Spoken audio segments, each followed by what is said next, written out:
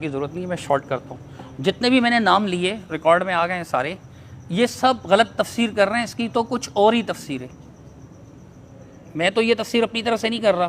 اور شروع میں نے آپ سے تائید لی تو آپ نے کہا بالکل اس کا یہی مطلب ہے، ریکارڈ موجود ہے. شروع میں تو آپ نے خود بھی یہی کہا تھا.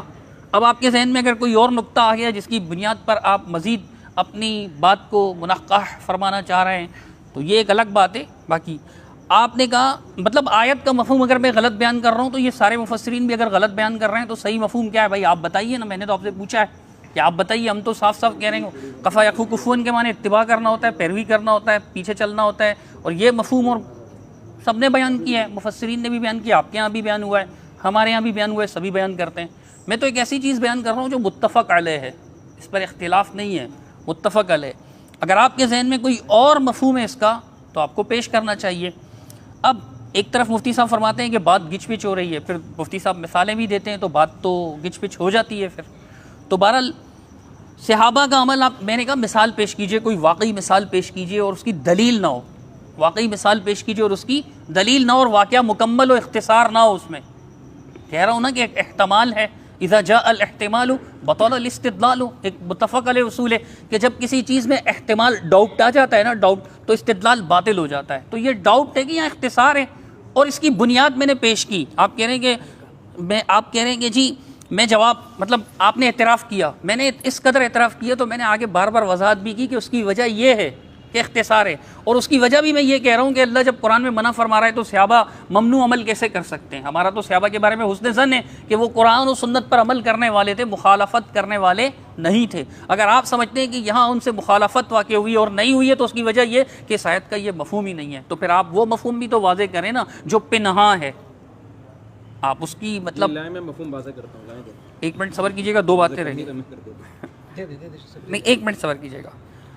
عبداللہ بن عمر رضی اللہ تعالیٰ عنہ کی بات میں نے جو مثال پیش کی تھی نا، وہ میں نے آپ کی اس بات پر پیش کی تھی کہ اگر کوئی بات دلیل کے خلاف ہوتی، حج تمتع والی، اس کو آپ لوگ بھی مانتے ہیں نا کہ حج تمتع جائز ہے، آپ بھی مانتے ہیں نا. دیکھیں یہ تو حج تمتع پہ بحث شروع ہو جائے گی کہ جائز ہے. تو پھر حضرت آپ مثال دیتے ہیں تو پھر کیا کیا جائے؟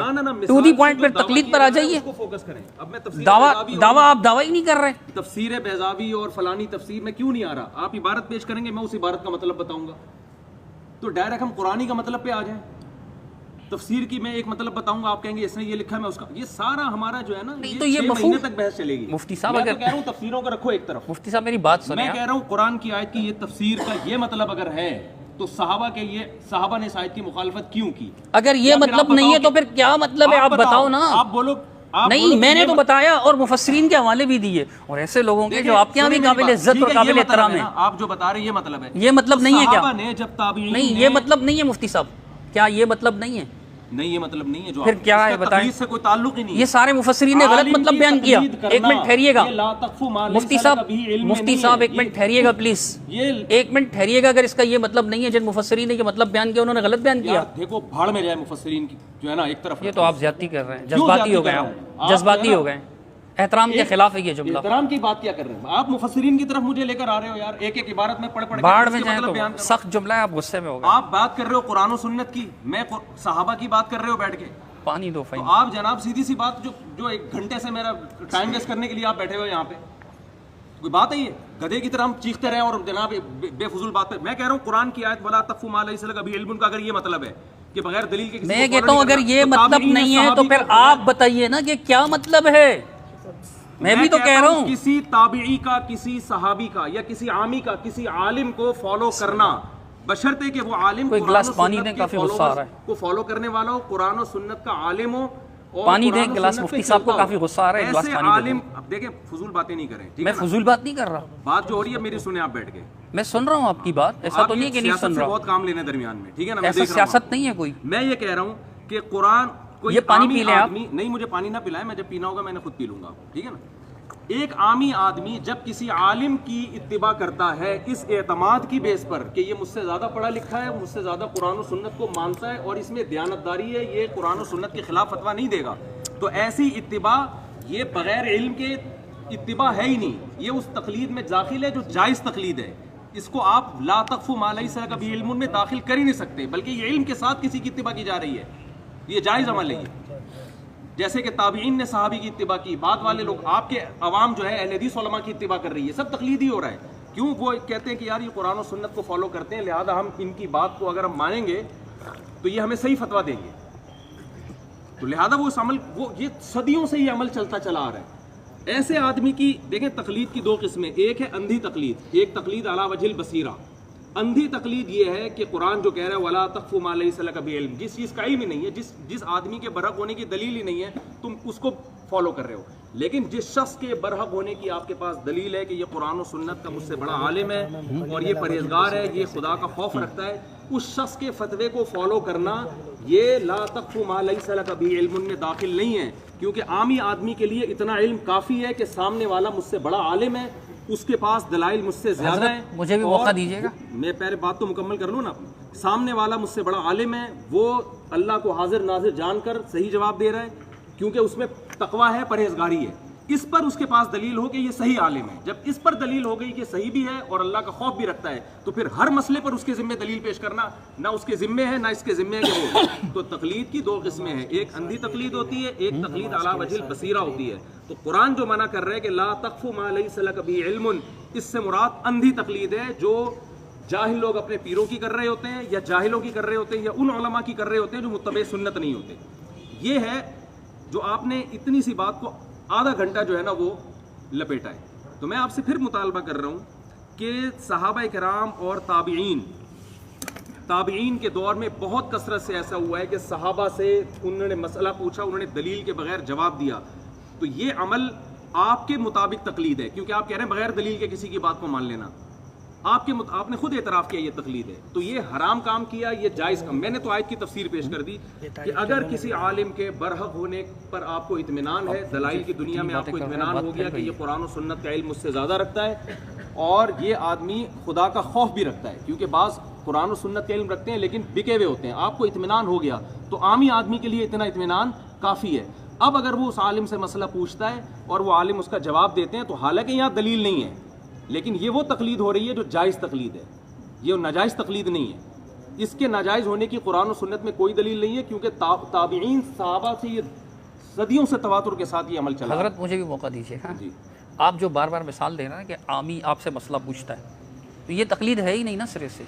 دیکھیں میں بتاتا ہوں, اس کو مسئلے کا جواب, میں دلیل سے تو بات نہیں کر رہا, میری بات سنیے نا. ایک آدمی مجھ سے پوچھتا ہے کتنے کلومیٹر اب یہ تو زیادتی ہے مفتی میں صاحب. کہتا ہوں 78 پہ, میں تو دلیل نہیں دے رہا, 78 کلومیٹر کی کیا دلیل ہے. تو بغیر دلیل کے جب مجھے فالو کر رہے ہیں تو تقلید کیوں نہیں ہے؟ میں آپ کو بتاتا ہوں اس کی وجہ. یہ تو آپ کے بزرگوں نے بھی لکھا ہے کہ عامی کا مفتی سے سوال کرنا تقلید نہیں ہے, انہوں نے بھی غلط لکھا ہے بزرگوں نے آپ کے, مطلب مولانا سرفراز خان صفدر صاحب نے لکھا ہے. مولانا بزرگوں کو بیچ میں لا رہے ہو یار بھائی, انہوں نے غلط لکھا ہے, صحیح اتنا سا بتا دیں. بزرگوں کی بات تھوڑی یہاں کرنے کے لیے ہم بیٹھے ہیں, قرآن و سنت کی بات کرنے کے لیے بیٹھے ہیں. مفتی طارق مسعود صاحب کا ایک الگ مذہب ہے جو اپنے آناف کے مذہب سے ہٹ کرے. نہیں دیکھو, بزرگوں کی بات لے کر آؤ گے, اس نے کچھ لکھا ہے, اس نے کچھ اور لکھا ہے, اس نے کچھ اور لکھا ہے. مفتی صاحب آپ سن نہیں رہے, آپ سن ہی نہیں رہے, اقوال آپ کو ملیں گے. آپ میری بات نہیں سن رہے نا, اس طرح تو مناسب نہیں ہے. میں میری بات سنیے مفتی صاحب, سنت کی روشنی میں بات کرنے کے لیے بیٹھے ہیں. قرآن و سنت کی روشنی میں ہم بات کریں گے. میں یہ نہیں کہہ رہا ہوں, اگر آپ مجھے کہیں گے کہ آپ کے کسی بزرگ نے یہ کہا ہے, اگر وہ قرآن و سنت کے خلاف ہوگا تو میں کہوں گا کہ میں سے نہیں مانتا, غلط ہے, بات آگے ہو جائے گی. آپ بھی اتنا کہہ دیں کہ جو بزرگوں نے یہ لکھا ہے کہ بھئی عامی کا مفتی سے سوال کرنا تقلید نہیں ہے, یہ غلط لکھا ہے. اصول فقہ کی کتابوں میں لکھا ہوا ہے, دیکھیں تقلید مسلم الثبوت میں لکھا ہوا ہے, فواتح الرحموت میں لکھا ہوا ہے. کوئی تقلید کا معنی کچھ اور لیتا ہے, کوئی بزرگ تقلید کا معنی کچھ اور لیتا ہے, کوئی بزرگ تقلید کا معنی کچھ اور لیتا ہے. تقلید کا یہ مختلف اصطلاحی تقلید جو ہے نا, اصطلاح کہہ رہے ہیں تقلید علی الاطلاق حرام ہے, تو اس سے وہ تقلید مراد لے رہا ہوتا ہے جو اندھی تقلید ہے. ایک عالم کہہ رہا ہوتا ہے تقلید علی الاطلاق جائز ہے, اس سے وہ تقلید مراد لے رہا ہوتا ہے. اب تو آپ میری بات ہی نہیں سن رہے حضرت. اس لیے اگر ہم بزرگوں کے قول میں گئے نا, تو ایک ایک قول کی تشریح کے لیے 1 گھنٹہ چاہیے پھر ہمیں. مفتی صاحب آپ میری بات ہی نہیں سن رہے نا. پہلے آپ بڑے دیکھیں میری بات سنیں, آپ میری بات تو سنیں. پہلے آپ بڑے اطمینان سے میری بات بھی سن رہے تھے اور اپنی بات بھی کر رہے تھے, بات اچھی ہو رہی تھی. سن رہا تھا کہ آپ نا اسی بات کو ریپیٹ تو جب مسئلہ حل ہی نہیں ہوگا تو ریپیٹ ہی ہوگا نا. جب آپ مسئلہ حل ہی نہیں کریں گے تو آپ نے خود دعویٰ کیا بغیر دلیل کے کسی کی بات کو ماننا. آپ کتنی بار تابعین نے تو کیا ہے, نہیں, آپ سن ہی نہیں رہے ابھی. یہ تو مناسب بات نہیں ہے. آپ سن ہی نہیں رہے. آپ جب سے بات شروع کی ہے مصنف ابن ابی شیبہ مصنف ابن ابی شیبہ کیے جائیں گے تو میں جواب دوں گا تو ریپیٹ ہو جائے گا. میں صحابہ کی بات کر رہا ہوں. تو مثال اسی سے لا رہے ہیں نا, وہی بات آپ بار بار نہیں. پہلی کی تقلید کی ہے جس کو آپ بھی مانتے ہیں. مفتی صاحب آپ اپنی پہلی بات سے یہی بات کر رہے ہیں نا. مفتی صاحب آپ شروع سے لے کر اب تک یہی بات دہرا رہے ہیں نا, تو یہ ریپیٹ نہیں ہے. میں اس کا جواب دیتا ہوں تو یہ ریپیٹ ہوتی ہے. جواب دے رہے ہیں نا, اس کا جواب ہی نہیں دے رہے. آپ غلطی واضح کریں. میں غلطی آپ کی واضح کر رہا ہوں کہ کیسے غلط ہے. نے صحابی کی بات کو بلا دلیل مانا, اس پہ درجنوں. میں کہتا ہوں مثالیں پیش کریں اور واقعی مثال ہو وہ. آپ بولو کہ ایسا نہیں ہوا, پھر میں مثالیں پیش کروں گا. یہ کیسے بولوں میں؟ خود مان بھی آپ مدعی ہیں, آپ دلیل بھی نہیں دے رہے. نہیں, مدعی پر لازم ہوتا ہے نا کہ دلیل پیش کرنا. آپ مدعی آپ دلیل پیش کریں. دلیل اس وقت لازم ہوتا ہے. نہیں, اللہ قرآن میں تو یہ فرماتا ہے نا, ہاتو برہانکم ان کنتم صادقین. اگر آپ سچے ہو تو آپ اپنی دلیل لاؤ. یہ قرآن نے کہا ہے نا. پیش کرنا اس وقت ہوتا ہے جب مدعا علیہ انکار کرے اس کا. یہ کس نے کہا ہے آپ سے؟ یہ آپ اپنے اصول بناتے رہتے ہیں خود ہی بیٹھ کر. ابھی آپ نے کہا کہ بھئی تقلید علی وجہ البصیرت ہوتی ہے. دیکھو آپ میری بات تو سنیں. آپ نہیں, آپ میری بات ہی نہیں سن رہے. میرے ذمہ دلیل پیش. مفتی صاحب آپ میری بات نہیں سن رہے. کیوں دلیل پیش کروں؟ آپ میری بات نہیں سن رہے. مسجد آپ کی ہے, مجمع آپ کا ہے, لیکن مجھے اس چیز کی کوئی پرواہ نہیں ہے. سیاستاً کہنے کی ضرورت نہیں, مسجد آپ کی, مجمع آپ کا. سب تو پھر سنیے نا, پھر سنیے, آپ کے بیٹھے ہیں, پھر سنیے نا, پھر سنیے. علمی بات ہے, اس پہ رہیں. تو آپ سنیں تو صحیح نا. نہیں, شو آپ مارتے ہیں پھر دنیا کو بھرم دکھائیں گے. مفتی صاحب کی مسجد میں گیا, مفتی صاحب. ارے بھرم کی بات نہیں ہے. کیمرہ میں نے آپ کا لگوایا. آپ سے بڑوں سے بات کر چکا ہوں میں, آپ کا کیا بھرم دکھاؤں گا؟ گھنٹے سے یار آپ کے بڑوں سے میں بات کر چکا ہوں جو آپ سے بڑے ہیں کئی لحاظ سے. میں چھوٹے سے تم بات نہیں کر پا رہے ہو یار. بات موجود ہے ریکارڈ میں, مفتی صاحب ریکارڈ پر موجود ہے. آپ کہہ رہے ہیں, آپ میری بات ہی نہیں سن رہے. تنگ آمد بجنگ آمد والی بات کر رہے ہیں آپ. شور ہی نہیں. میں کہہ رہا ہوں آپ انکار کرو کہ آپ بالکل عام لوگوں کی طرح شور کر رہے ہیں. آپ شور کر رہے ہیں, آپ مجھے بولنے ہی نہیں دے رہے. بشرطے کہ مدعا علیہ انکار کرے. یہ اصول کہاں ہے؟ یہ اصول کہاں ہے حضرت؟ پوری دنیا کا مسلمہ اصول ہے. نہیں دکھائیں گے. یہ آپ کہہ رہے ہیں بغیر دلیل کے, تو پھر مدعی کے ذمہ دلیل. میں کہہ رہا ہوں آپ ثبوت پیش کریں. ہاتو برہانکم ان کنتم صادقین. قرآن نے کہا یا نہیں؟ اگر تم سچے ہو تو اپنی دلیل پیش کر دو. قرآن نے کہا ہے کہ ان لوگوں سے مطالبہ کیا جو انکار کر رہے ہیں. ہاں, تو میں کہہ رہا ہوں آپ واقعی مثال پیش کریں. تقلید کی مثال نہیں ہے, تقلید کی مثال نہیں ہے. چونکہ شاہ ولی اللہ جیسا بندہ بھی لکھتا ہے کہ 4 صدی سے پہلے یہ تقلید کا سسٹم نہیں تھا. دلیل لے کر آؤ جو مشرکین. سوال کرنا تقلید ہے ہی نہیں. آپ میری بات ہی نہیں سن رہے. اب آپ میری بات ہی نہیں سن رہے. تکرار ہو رہی ہے, میری بات نہیں سن رہے. آرام آرام سے بات کریں. آپ کہہ رہے ہیں اللہ وجہ بصیرہ تقلید ہوگی. مقلد میں بصیرت ہوتی ہے؟ مقلد میں تقلید تو جاہل کے لیے ہے. وہ بصیرت سے خالی تھی. کس نے تقلید کی؟ وہ تو سوال تھا. سوال تقلید ہوتا ہی نہیں ہے. نہیں تھی وہ تقلید, اگر نہیں تھی وہ فالو کر رہے ہیں, صحابی کے فتوے کو فالو کر رہے ہیں. دیکھیں مفتی صاحب میری بات سنیں. حالانکہ آپ تقلید کی تعریف یہ کر رہے ہیں. حضرت میری بات تو سنیں ذرا, ادھر دیکھیں آپ. فاسألوا اہل الذکر ان کنتم لا تعلمون. قرآن کا حکم ہے یا نہیں؟ اب قرآن کو ماننا تقلید ہے؟ دیکھو, فاسألوا اہل الذکر ان کنتم لا تعلمون. تمہیں علم نہیں ہے تو ان سے پوچھو جو علم رکھنے والے ہیں. جب پوچھو گے تو ان کے فتوے کو فالو بھی کرو گے نا. تو پتہ چلا کہ ایک عالم کے فتوے کو فالو کرنا نہیں جائز عمل ہے. آپ میری بات سنیں. آپ تقلید کہو یا اتباع کہو یا کچھ بھی کہو, آپ کہہ رہے ہیں فاسألوا اہل الذکر ان کنتم لا. فہیم صاحب بولیں تو صحیح, سن لیں. فاسألوا اہل الذکر ان کنتم لا تعلمون. جب وہ بات کرے گا تو آپ اس کو فالو بھی کرو گے نا؟ نہیں کریں گے, چونکہ صرف یہ آیت تو نہیں ہے نا کہ فاسألوا اہل الذکر ان کنتم لا تعلمون. اس کے ساتھ ساتھ یہ آیت بھی تو ہے نا کہ ولا تقف ما لیس لک بہ علم. جس چیز کا علم نہ اس کی پیروی نہ کرو. پینترا نہیں بدل رہا ہوں. 2 آیتیں ساتھ ملائیں گے کہ ایک آیت کے دوسرے کے خلاف مفہوم بیان کریں گے. میں کہتا ہوں, اچھا میری بات سنیے آپ. مفتی صاحب میری بات سنیے. اگر ایک بندہ ایک رافضی مفتی سے سوال پوچھتا ہے, رافضی مفتی سے سوال پوچھتا ہے اور وہ اس کو رافضی مفتی جواب دیتا ہے, تو ایک عام آدمی جو ہے, عام آدمی جاہل مقلد جو ہے, کیونکہ مقلد تقلید تو جاہل کے لیے, یہ سرفراز خان صفدر صاحب نے لکھا ہوا ہے, بڑوں نے لکھا ہوا ہے, ان کا کیا قصور, بڑوں نے بھی لکھا ہوا ہے کہ تقلید جاہل ہی کے لیے ہے. تو آپ مجھے یہ بتائیے, آپ تو ماشاءاللہ عالم و جاہل نہیں ہو, آپ کو تو تقلید کرنی ہی نہیں چاہیے, لیکن آپ مجھے یہ بتائیے کہ ایک رافضی مفتی سے ایک بندہ سوال پوچھتا ہے, وہ عام آدمی رافضی مفتی اس کو جواب دیتا ہے, وہ اس پہ عمل کرے, یہ قرآن کی آیت کے مطابق ہے؟ رافضی مفتی کی تقلید کرنا یہ اس مفتی میں داخل نہیں ہے جس کا برحق ہونا دلائل سے ثابت ہے. ہم اس مفتی کی بات کر رہے ہیں جس کا برحق ہونا دلائل سے ثابت ہو. ہاں, تو برحق ہونا کیسے ثابت ہوگا؟ برحق ہونا کیسے ثابت ہوگا؟ برحق ہونا جن کے علم پر اتفاق ہے پوری امت کا. اجماع امت بھی ایک بہت بڑی دلیل ہے. بہت اچھا. جس کے علم پر مجتہد ہونے پر پوری امت کا اجماع ہو, اجماع امت بذات خود ایک دلیل ہے. ہم اس کی تقلید کی بات کر رہے ہیں. ہم کسی رافضی کی یا کسی پکوڑے والے کی تقلید کی بات تھوڑی کر رہے ہیں. نہیں میری بات سنیے آپ، میں نہیں آپ جس طرح کہہ رہے ہیں نا، دیکھیں آپ بات سنتے ہی نہیں ہے نا. انہوں نے بڑی ایک بات کی کہ تابعی جب صحابی سے پوچھ رہے ہیں تو فاسألوا اہل الذکر ان کنتم لا تعلمون کے مفہوم میں یہ داخل ہے. یہ اچھی بات کی انہوں نے کہ یہ فاسألوا اہل الذکر ان کنتم لا تعلمون. میری بات تو سنیں نا. علم نہیں تھا، انہوں نے صحابی سے پوچھا کیونکہ تابعی کے پاس علم نہیں ہے، صحابی نے جواب دے دیا، ٹھیک ہے نا. سوال پوچھا، انہوں نے جواب دیا، انہوں نے اس جواب کو فالو کیا. تو یہ جو تابعی نے صحابی کو فالو کیا ہے، حالانکہ صحابی نے دلیل نہیں دی ہے، تو بغیر دلیل کے تابعی نے جو صحابی کو فالو کیا، آپ اس کو جائز کہیں یا ناجائز کہیں؟ اگر میں اس کا جواب دوں آپ کو، میں آپ کی اس بات کا جواب دیتا ہوں آپ کو. ایک منٹ میری بات تو سنیں نا حضرت، میری بات تو سنیں نا. آپ نے یہاں پر جب ہماری بات شروع ہوئی تھی میں نے آپ سے پوچھا تھا کہ عقیدے میں تقلید جائز ہے، آپ نے کہا جائز نہیں ہے. میں نے آپ سے پوچھا تھا حلت و حرمت کے مسئلے میں تقلید جائز ہے، آپ نے کہا تھا جائز نہیں ہے. میں نے آپ سے پوچھا تھا منصوص مسئلہ یعنی وہ مسئلہ جو قرآن و حدیث میں موجود ہے اس میں تقلید جائز ہے، آپ نے کہا تھا جائز نہیں ہے. تو آپ کو جو مثال پیش کریں گے نا، میں اس لیے کہہ رہا ہوں آپ مثال پیش کریں کہ وہ مسئلہ عقیدے کا ہے تو پھر تو اس میں تو تقلید آپ کے اصول پر بھی جائز نہیں ہے. میری بات تو سنیے نا، یہ تو حلال و حرام کا مسئلہ ہے. حلال و حرام میں تو تقلید آپ کے نزدیک بھی جائز نہیں ہے، تو پھر کیوں کر رہا ہے تابعی صحابی کی؟ تو پھر آپ کیوں کہہ رہے ہیں کہ تقلید ناجائز ہے حلال و حرام میں؟ بولیے کہ جائز ہے. حلال و حرام کا مسئلہ ہے نا طلاق کا. ہاں تو آپ کہہ رہے ہیں فتویٰ دے رہے ہیں 3 دینے والے کو کہ ہو گئی ہے بیوی حرام. حلال و حرام کا مسئلہ ہے. تابعی عبداللہ بن مسعود سے بغیر دلیل کے اپنی بیوی کو حرام سمجھ کے چلے جاتے ہیں. حلال و حرام کے مسئلے میں تابعی کیوں کر رہے ہیں؟ سوال یہ پیدا ہوتا ہے. وہ تو بغیر دلیل کے فالو کر رہے ہیں. میری بات تو سنیں مفتی صاحب، یا تو ٹائم مقرر کر لیں نا. مفتی صاحب میری بات سنیں، ٹائم مقرر کر لیں، 5 منٹ ٹائم مقرر کر لیں. آپ اپنے 5 منٹ میں بولیں، میں اپنے 5 منٹ میں ایک بات کروں صاحب، اگر 1 منٹ بولیں. وہ جو مصنف ابن ابی شیبہ کی مفتی صاحب بات کرتے ہیں، یا عبدالرزاق کی، یا سنن کبریٰ امام بہقی رحمہ اللہ کی، یا اس طرح ابن خزیمہ کی جتنی بھی آثار صحابہ نقل کرتے ہیں، اس میں ایک تابعی نے کبھی بھی صحابی کے اس طرح بات کو فالو نہیں کیا کہ اس پر دلیل نہ ہو.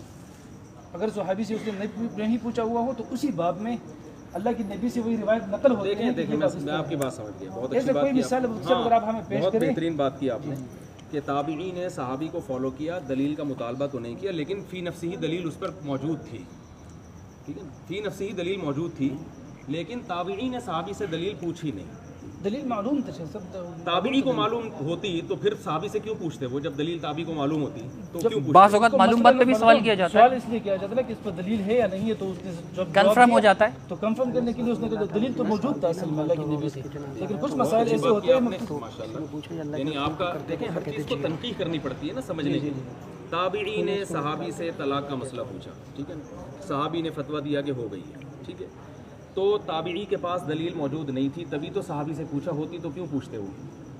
ان کو تو نہیں پتا تھا حدیث میں کیا ہے. صحابی کے پاس دلیل موجود تھی مگر انہوں نے تابعی کو بتائی نہیں، وہ دلیل. تو اب تابعی صحابی کو جو فالو کر رہا ہے، دلیل موجود تو ہے لیکن صحابی کے سینے میں وہ بتا نہیں رہے تابعی کو. تابعی پھر بھی صحابی کو فالو کر رہے ہیں بغیر دلیل کے. یہ نہیں، بغیر دلیل کا مطلب نہیں کہ دنیا میں دلیل موجود ہی نہ اس سرے سے، لیکن صرف اعتماد کر رہے ہیں تابعی صحابی پر کہ بھائی یہ ہم سے زیادہ پڑھے لکھے ہیں، انہوں نے نبی مفتی صاحب میری بات ابھی میری مکمل ہونے دے، ٹھیک ہے نا. تو پھر ہماری کب ہوگی؟ 5 منٹ رکھ لیں تو تاکہ ایک دوسرے کو کراس نہ کریں. اس کو تابعی صحابی کی بات کو تو مان نہیں رہے، اس اعتماد کی بیس پہ لے رہے ہیں کہ یہ ہم سے زیادہ پڑھے لکھے ہیں، ان کو قرآن و سنت ہم سے زیادہ آتا ہے. ہوگی ان کے پاس کوئی دلیل، ہمیں اگرچہ معلوم نہیں ہے، لیکن یہ بغیر دلیل کے بات کر نہیں سکتے. اس اعتماد کی بنیاد پر بغیر دلیل کے تابعی نے صحابی کی بات کو فالو کیا، یعنی دلیل کے مطالبے کے بغیر. مطالبہ نہیں کیا، اعتماد کی بیس پہ. تو میں کہہ رہا ہوں اگر کوئی عامی آدمی جو تابعی کی نے جو صحابی کے ساتھ معاملہ کیا، ایک عامی آدمی کسی مفتی یا کسی عالم یا ابو حنیفہ یا شافعی کی بات کو اس بیس پہ لیتا ہے کہ یہ مجھ سے زیادہ پڑھے لکھے تھے، یہ قرآن و سنت مجھ سے زیادہ جانتے ہیں، دلیل ان کے پاس ہوگی لیکن مجھے معلوم نہیں ہے، تو میں اعتماد کی بیس پر ان کی بات کو فالو کر رہا ہوں دلیل کے مطالبے کے بغیر. تو کیا یہ عمل ناجائز ہے؟ اگر یہ ناجائز ہے تو تابعی نے یہ کام کیا، وہ کیوں جائز ہو گیا؟ یہ تو بات آپ کئی بار ریپیٹ کر چکے ہیں مفتی صاحب، میں اس کا کئی بار آپ کو جواب دے چکا ہوں. میں نے آپ سے میں ٹو دی پوائنٹ بتا رہا ہوں کہ دیکھیں آپ خود کہہ رہے ہیں جو اصول آپ نے بنائے نا، آپ نے پہلے کہہ دیا ہوتا. میں نے آپ سے پوچھا تھا عقیدے میں تقلید جائز ہے، آپ نے کہا نہیں. میں نے کہا حلال و حرام میں تقلید جائز ہے، آپ نے کہا جائز نہیں ہے. پھر میں نے آپ سے پوچھا تھا کہ جی جس مسئلے میں نص موجود ہو واقعہ میں اس میں تقلید جائز ہے، آپ نے کہا نہیں. تو یہ مسئلے جو آپ بتا رہے ہیں تو آپ مثال جب پیش کریں گے نا تو پھر دیکھا جائے گا کہ یہ مسئلہ حلال و حرام کا ہے یا یہ مسئلہ عقیدے کا ہے یا یہ مسئلہ اجماعی ہے یا محض اجتہادی ہے؟ اگر اجتہادی ہوگا تو اجتہاد میں ہی تو تقلید جائز ہے، باقی چیزوں میں تو آپ بھی غیر مقلد ہیں ہماری طرح، عقیدے میں آپ بھی غیر مقلد ہیں، منصوص مسائل میں آپ بھی غیر مقلد ہیں۔ تقلید اگر اتنی اچھی چیز ہوتی تو ان چیزوں میں آپ تقلید کیوں نہ کرتے، عقائد میں کیوں تقلید نہ کرتے؟ ایسا نہیں ہے کہ تقلید سے کوئی تاج سر پہ سج جاتا ہے۔ میری عرض سنیں، میں یہی عرض کر رہا ہوں کہ آپ مجھے صرف اتنا بتا دیں کہ جو مثال آپ پیش کریں گے مثال واقعی میں پیش کریں گے، تو میں اسی لیے کہہ رہا ہوں کہ دیکھیں ہم تو سمجھنے کے لیے بیٹھے ہیں نا، اگر آپ کی بات درست ہوئی تو میں انکاری نہیں ہوں الحمدللہ، آپ مثال پیش کریں، واقعی جو مثال آپ پیش کر رہے ہیں وہ حلال و حرام، یا تو پھر آپ اصول بدلیں کہ نہیں حرام حلال و حرام میں بھی تقلید جائز ہے، یا تو آپ اصول بدلیں۔ جو اجتہادی مسائل جن میں حلال و حرام میں اختلاف ہو، ہر حلال و حرام اجماعی نہیں ہوتا، بہت سے حلال و حرام ہیں کہ ایک کے نزدیک حلال ہے ایک کے نزدیک حرام ہے، تو حلال و حرام میں بھی اجتہاد ہوتا ہے، ٹھیک ہے نا؟ تو ان مسائل میں اگر حرام و حلال کے اجتہاد میں کسی سے غلطی ہو جائے تو اس کو برا بلا کہیں گے؟ برا بلا نہیں کہیں گے، وہ کوئی بھی ہو، مسلم ہو، کوئی بھی مسلم ہو، مطلب مسلم عالم ہو، کوئی بھی، جیسے امام ابن تیمیہ ہوں مثال کے طور پہ، حلال و حرام کے مسئلے میں حرام و حلال کے مسئلے میں بھی غلطی ہو سکتی ہے، بالکل ہو سکتی ہے، اجتہادی خطا ہو سکتی ہے نا، اور اس اجتہادی خطا میں اس کو معذور ہی جانا جائے گا۔ کو معذور سمجھا جائے گا، عامی آدمی کو نہ اجتہاد کرنے کی اجازت ہے، نہ غلطیوں کی، نہ صحیح بات، وہ اہل نہیں ہے۔ نہیں تو عامی آدمی پر جو آپ بلا وجل بصیرت و تقلید کی شرط لگا رہے ہیں تو اس میں بصیرت ہوتی ہے؟ دیکھیں میں یہ کہہ رہا ہوں اتنی بصیرت عامی میں ہوتی ہے کہ کس کی کرنی ہے کس کی نہیں کرنی۔ نہیں دیکھیں میں جیسے ایک مفتی عامی صاحب آدمی میں اتنی بصیرت ہوتی ہے کہ علاج کس سے کرانا ہے، پکوڑے والے سے نہیں کرانا۔ عامی آدمی میں علاج کی بصیرت نہیں ہوتی۔ مفتی صاحب عامی صرف بات مکمل ہونے دیں ابھی، ایک عامی آدمی آپ بات ہی کرتے چلے آتے ہیں، بولنے نہیں دے تو رہے۔ پھر میں کہہ رہا ہوں ٹائم رکھیں آپ۔ عامی آدمی میں اصل میں آپ ہوشیاری دکھا رہے ہیں، ہوشیاری نہیں دکھا رہا نا، کاٹتے ہیں درمیان، ٹو دی پوائنٹ بات کرنے کو آپ نے کہا تھا۔ میری بات سنیں نا، عامی صرف لازمی ہے کہ دیوبندی یا اہل حدیث ہو، عامی قادیانی بھی ہو سکتا ہے، تو وہ اپنے مولوی سے جا کے پوچھے گا، اس میں اتنی بصیرت ہے کہ میرا قادیانی، اتنی بصیرت وہ قادیانی کو اچھا سمجھ رہا ہے نا، جیسے دیوبندی اور اہل حدیث اپنے عالم کو تقلید کر رہا ہے۔ ختم نبوت کے عقیدوں میں تقلید ہوتی ہی نہیں ہے، عقیدے میں تقلید جائز نہیں ہے، بالکل جائز نہیں۔ تو مسئلہ پھر آپ پیش کریں گے تو پتہ چلے گا کہ صحابی تابعی نے جو سوال کیا تھا وہ عقیدے کا سوال تو نہیں ہے۔ 3 طلاق کا مسئلہ تو حلال و حرام کا ہے، تو حلال و حرام میں کیا اجتہاد نہیں ہو سکتا، غلطی نہیں ہو سکتی؟ ہو سکتی ہے، پھر بھی تابعی صحابی کی تقلید کر رہے ہیں اس میں بغیر نہیں تو پھر رسول، میں آپ کو بتا رہا ہوں کہ دیکھیں حلال و حرام میں جب آپ کہہ رہے ہیں کہ خطا ہو سکتی ہے نا، خطا ہو سکتی ہے کہ نہیں ہو سکتی؟ حلال و حرام کے مسئلے میں تو تقلید جائز نہیں ہے، تو خطا ہو گئی۔ بھائی حلال و حرام میں یہ تقلید نہیں ہے، سوال پوچھنا تقلید نہیں ہے۔ مسائل ہے نا، آپ مثال پیش کریں گے، تو سوال ہی تو پوچھے جا رہے ہیں، پھر آگے ان کو بغیر دلیل کے فالو کیا جا رہا ہے۔ حضرت جو آپ مثال دے رہے ہیں وہ حلال و حرام کی ہے، حلال و حرام میں تو آپ کہہ رہے ہیں تقلید جائز ہی نہیں ہے، اور پھر آپ عامی کرتے ہیں نا، بھئی ہمارا عامی ہوگا وہ ہم سے معتقد ہوگا، دیوبندی چلو مفتی طارق مسعود صاحب کے پاس آ جائے گا یا کسی اچھے مفتی صاحب کے پاس آ جائے گا، لیکن جو قادیانی ہے وہ بھی تو بیچارہ عامی ہے، وہ بھی تو اپنے بصیرت ہونی چاہیے کہ کس کی کرنی ہے، شیخ بصیرت۔ حضرت میں بصیرت کا جواب دے رہا ہوں، آپ سنیے نا، میں یہ کہہ رہا ہوں کہ ہمارے لوگوں کو تو چلو علماء سے پوچھتے ہیں، آ کر اہل حدیث ہو یا دیوبندی علماء سے پوچھتے ہیں، وہ اپنے علماء کو اچھا سمجھتے ہیں اس لیے پوچھتے ہیں، ٹھیک ہے۔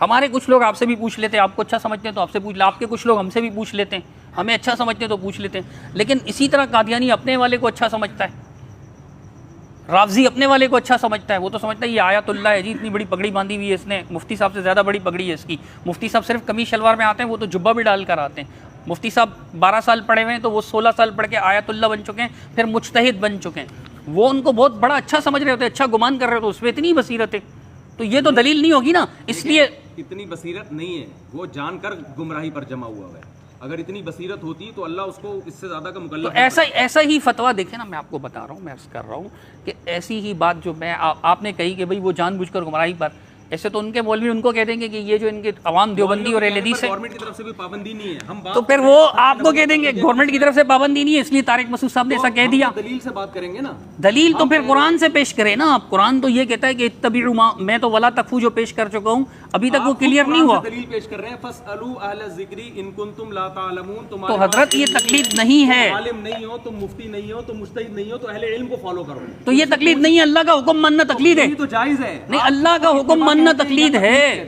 مفتی صاحب اللہ کا حکم ماننا تقلید ہے، ہم تو یہی تو کہتے ہیں نا، اللہ کا حکم ماننا تقلید ہے ہی نہیں، دیکھو اللہ کا حکم دلیل نہیں ہے، چھوڑ دیکھیں تقلید تو کہتے ہیں نا بغیر دلیل۔ دیکھیں یہ آپ پہلے تسلیم، علماء سے پوچھو، مفتی صاحب یہ آپ پہلے تسلیم کر چکے ہیں حضرت کہ بے دلیل بات ماننے کو تقلید کہتے ہیں، اللہ کی بات دلیل نہیں ہے، آپ دو چیزوں کو خلط مل کر رہے ہو، آپ خلط مل کر رہے ہیں خود، آپ کہتے ہیں کہ بے دلیل، اللہ کی بات تو دلیل ہے نا حضرت۔ سنیں میری بات، ایک ہے کہ اللہ نے کسی بات کا ہمیں حکم دیا، ہاں ٹھیک ہے نا، اللہ نے حکم دیا کہ علماء کو فالو کرو، ٹھیک ہے نا.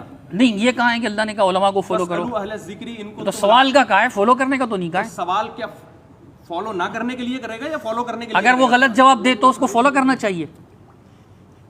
اگر وہ غلط جواب دے تو اس کو فالو کرنا چاہیے. نہیں ہنسے نہیں پلیز، سنجیدہ رہیں، ہنسے نہیں.